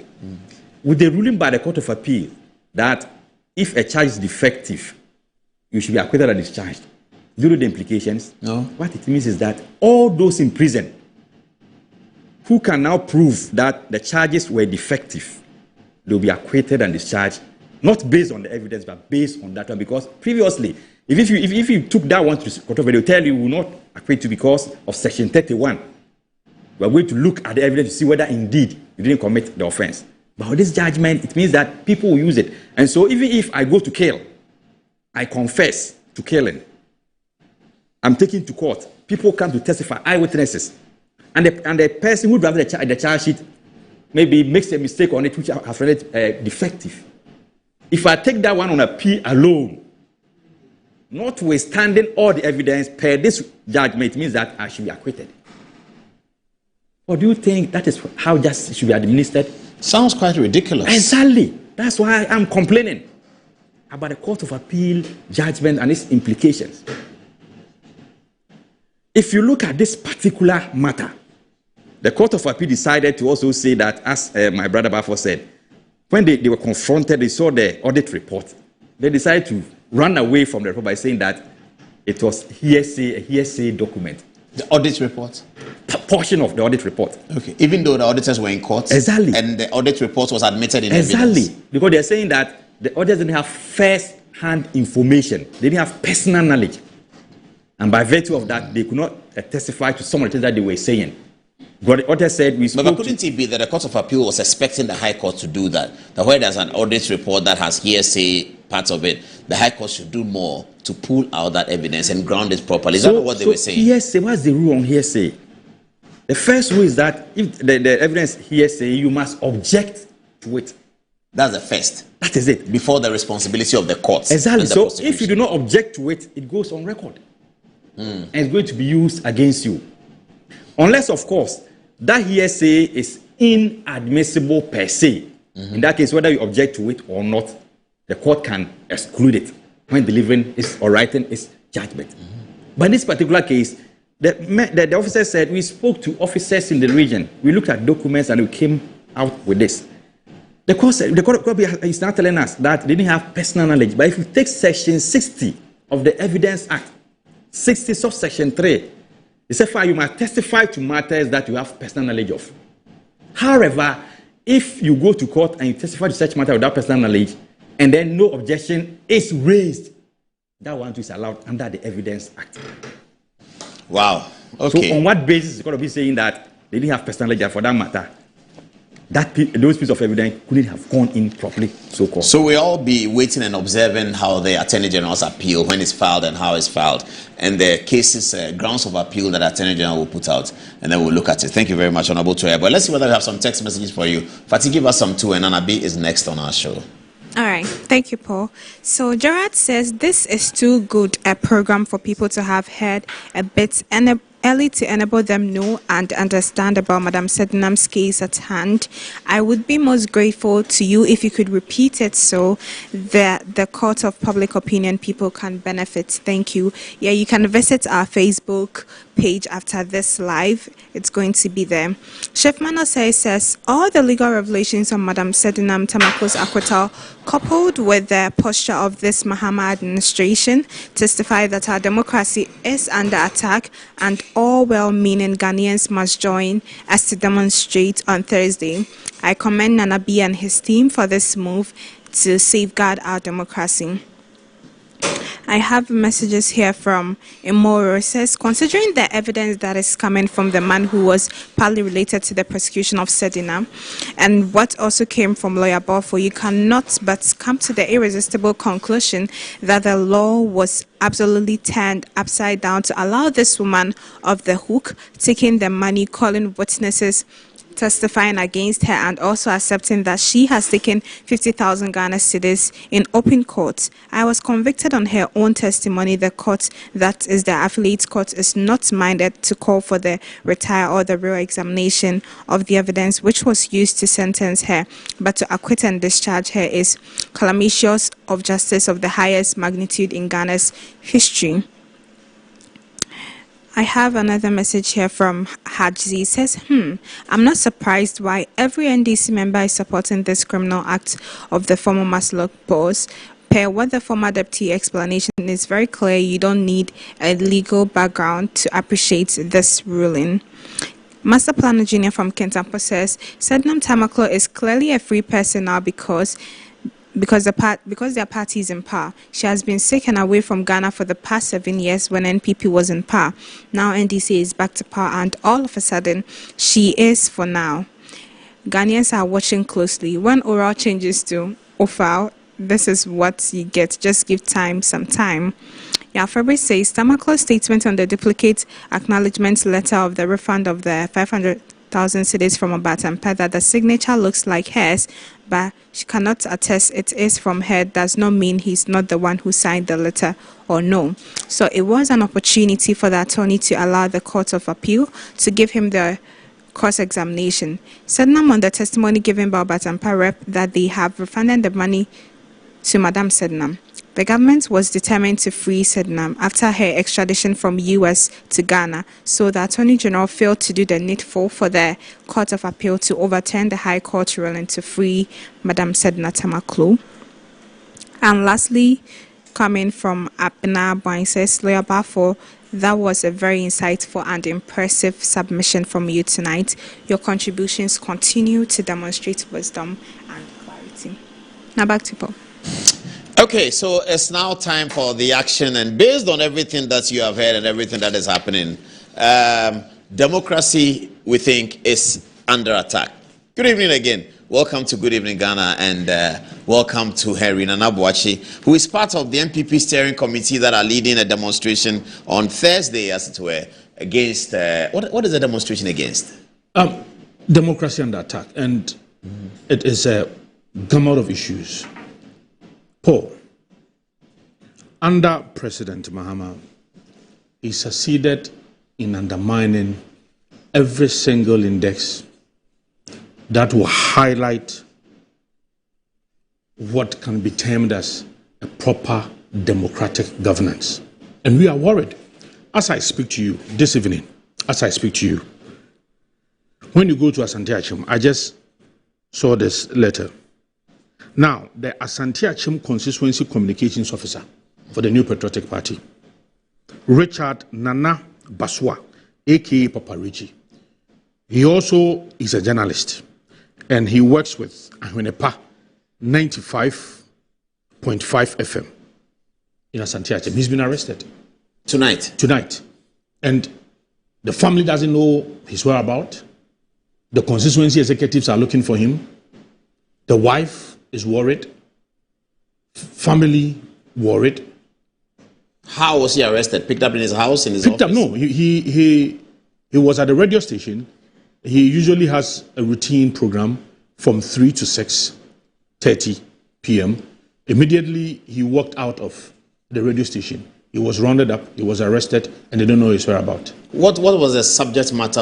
Is it a political conversation? What I'm being told by the constituency secretary is that because he ran some commentary on his show about this unfortunate criminalization of free speech, the unfortunate Sednam Tamaklo matter, which obviously amounts to selective justice.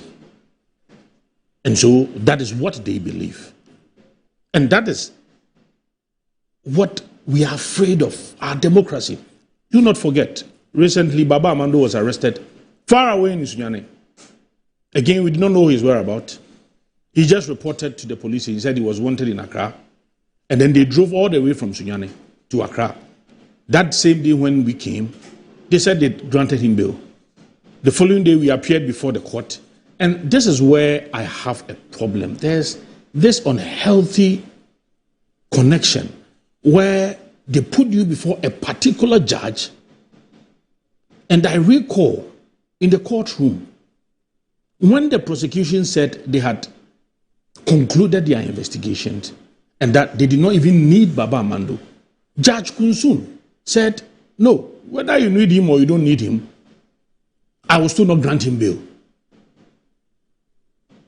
And this is serious. And again, you recall the Animal Farm judge, a judge who could celebrate a notorious tyrant like Idi Amin in his ruling. A judge who could say that, yes, in our law books, in our constitution, all of us are equal before the law, but some are above the law. In his ruling. Paul, do you know where this judge is now? No. He's been elevated. He's a high court judge now. Oh, he was a circuit court judge? Yes. So I keep saying that there's a certain fear hovering over the judiciary. And it emanated from somewhere. It started from when there was a system put in place to oust the former Chief Justice. So now, some judges, if the former Chief Justice has been removed, then who am I? People are delivering justice in fear. in fear. Paul, consider this repressive, onerous bail conditions slapped on accused persons. Haruna Idrisu, the education minister, and Mutala Muntaka have spoken against it. Yes, but it's still going on.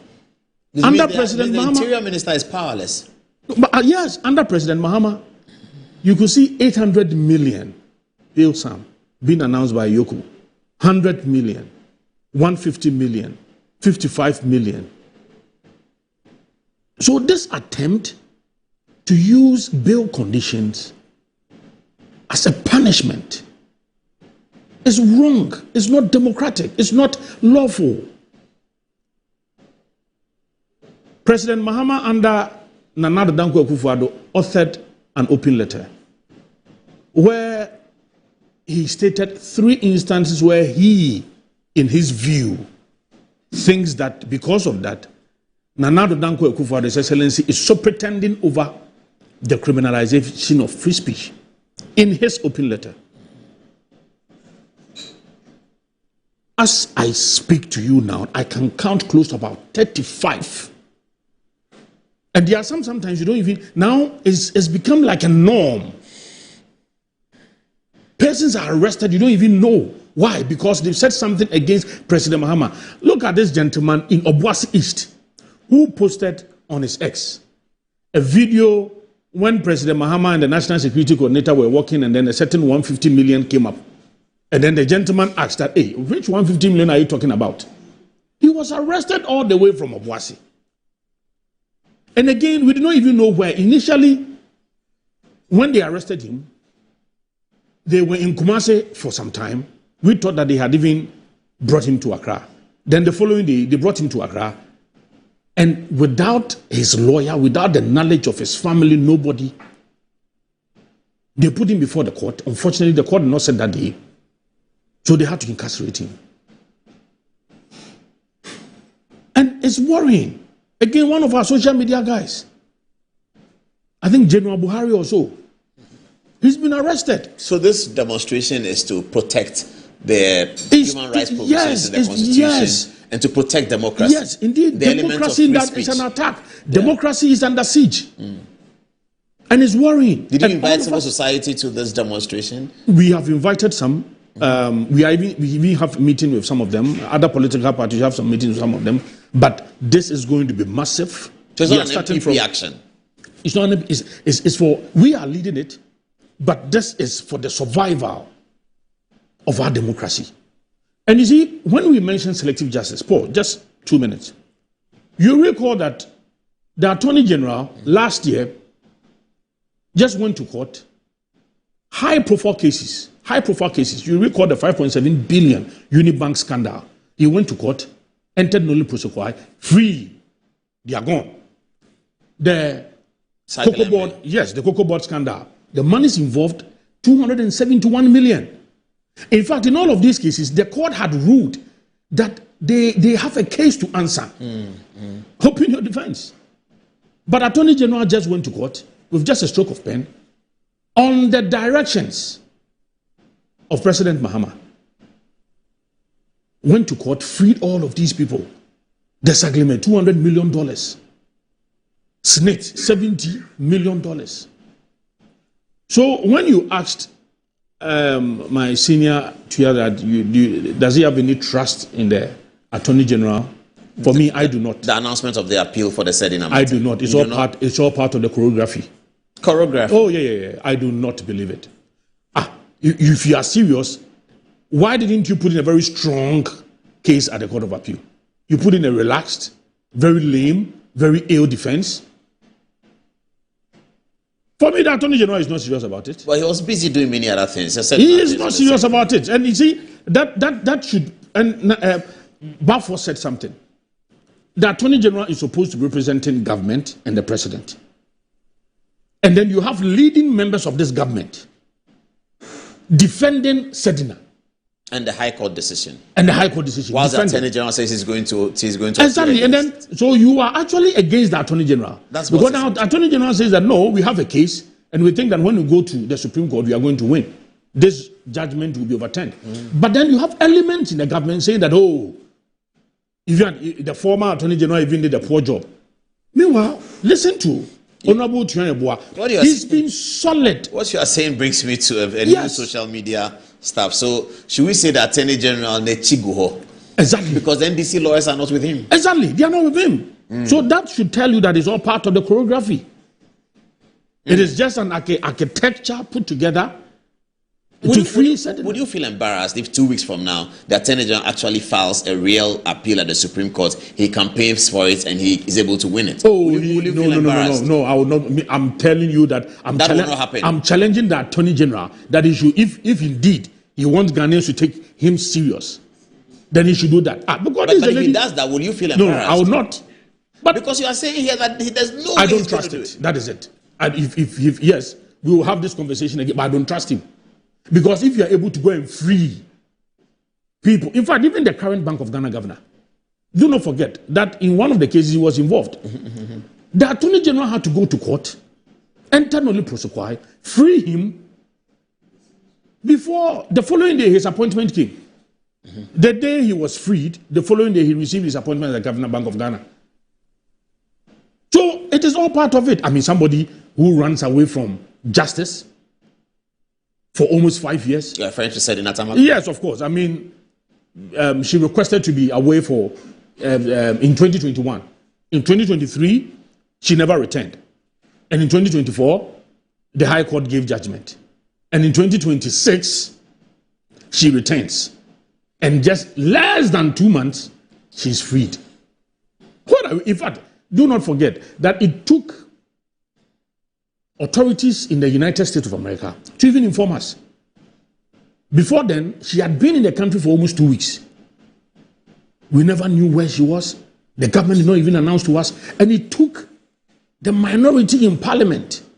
And I recall Bafo raising the alarm, blowing the alarm. That Sedina has come. Yeah, that Sedina is in. Where is he? She's supposed to be in someone. Then hurriedly, they put together a charade. Hey, we are trying to make sure that he's going to be in court. When she came, she wasn't well. So we had to keep her at Movenpick. Oh, did he say that? But maybe a luxury place. I'm just using Movenpick as a luxury place. You see? So, Paul, they are not serious about it. That is why I keep saying this. So on Thursday, it must be massive. And it's going to be a series of activities. So where is the demonstration starting? And we are starting from the Supreme Court. You see the opposite Supreme Court building in Accra High Street. Yes, of course. And then we will walk past there in front of Yoko down to Movenpick, then straight to the Ridge Runabout towards Akwaje, and then we will deliver the final petition to President Mahama at the Jubilee House. That's the only place the petition is going to Jubilee House? Two places, three places actually. The first one at the Supreme Court, the second one the presidency, and then we will send a team led by our leaders in Parliament with some senior party persons. Then they will go to Parliament to also deliver another one there. To the Speaker? Yeah, exactly. President Mahama may not be in town on Thursday though. He's on an official trip to Jamaica. He may not be in town. I'm sure by that time he'll be. Yes, I saw that he was very happy in Jamaica. But if he's not in town, you deliver it to whoever is. I'm sure by that time he'll be in town. But even if he's in town, he may not come out for it. No problem. Yeah. Okay. Yes. Okay.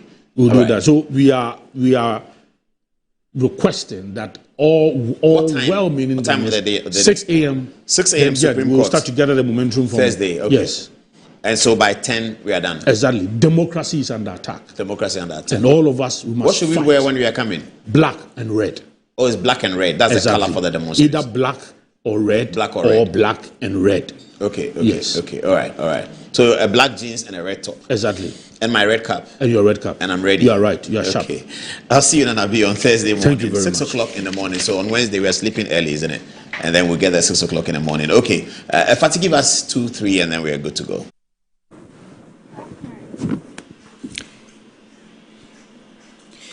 So I have Rich Kwaku here saying that he says, fantastic submission by the incoming National First Vice Chairman. His dedication and commitment to party duties is impeccable. That is the kind of leader we need.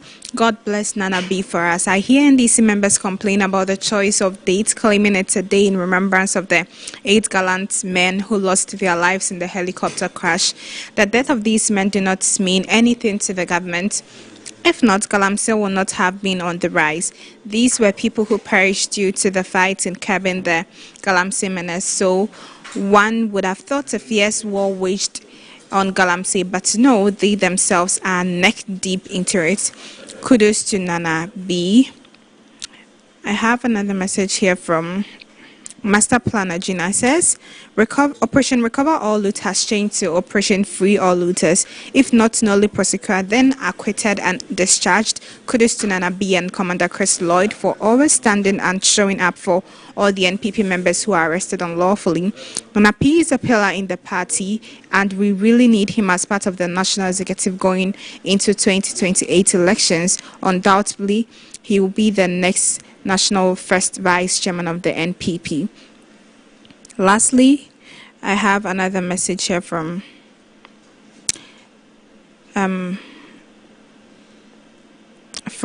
Intesco Junior. Says we need justice now, and that is what we are all working towards on Thursday. All right, back to you, Paul. Okay, thank you very much, Fatih, and thank you, viewers, for staying with us until 11:30 in the night. It's always a pleasure talking politics with you. We'll be back here on Thursday. By then, we are very tired. We'll have tired limbs because we will have been following the demonstration earlier in the day. If you can, join us to fight for democracy. Thanks for watching, and good night.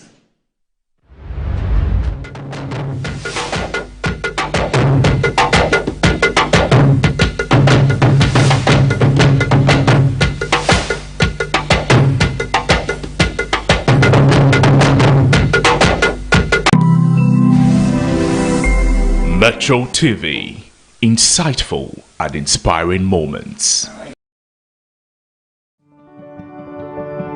Has Christianity always been one of the religions in the world to you? No, 1,000 times no. Jesus the Christ did not come to start a new religion, but to impart the life of God to humans, to regenerate them into sons of God. Have you received Jesus Christ? Then you are a new creature. The human is gone. You are now divine. Hallelujah.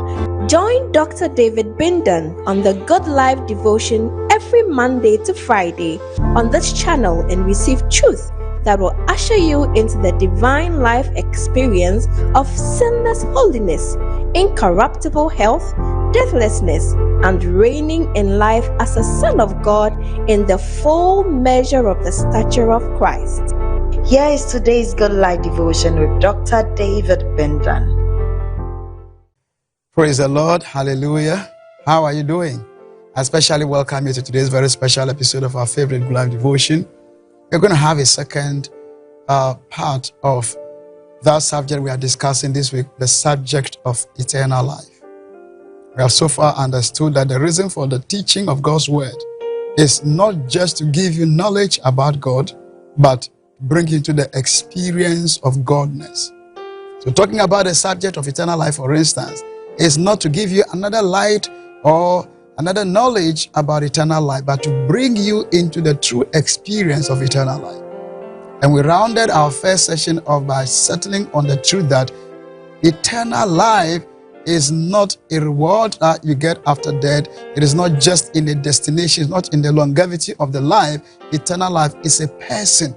His being is what eternal life truly is. We're going to look at it again from another angle as we look at the topic, eternal life, the error and the virtue. Eternal life, the error and the virtue. Now this is important because of how, again, the picture of that big thing has been painted from various angles. And the import of this is to let us know that all these angles of eternal life, they are all about one person. So that when you see them from the scripture, from those angles, you will understand how they relate to the being of Jesus. That means that concerning the topic eternal life, the error and the virtue, we are saying that this being of Jesus, which is eternal life, is known as a certain era in which his being is manifested. And it is known as that era in which his being feels living beings and creation as a virtue. I will explain this as we go into the episode.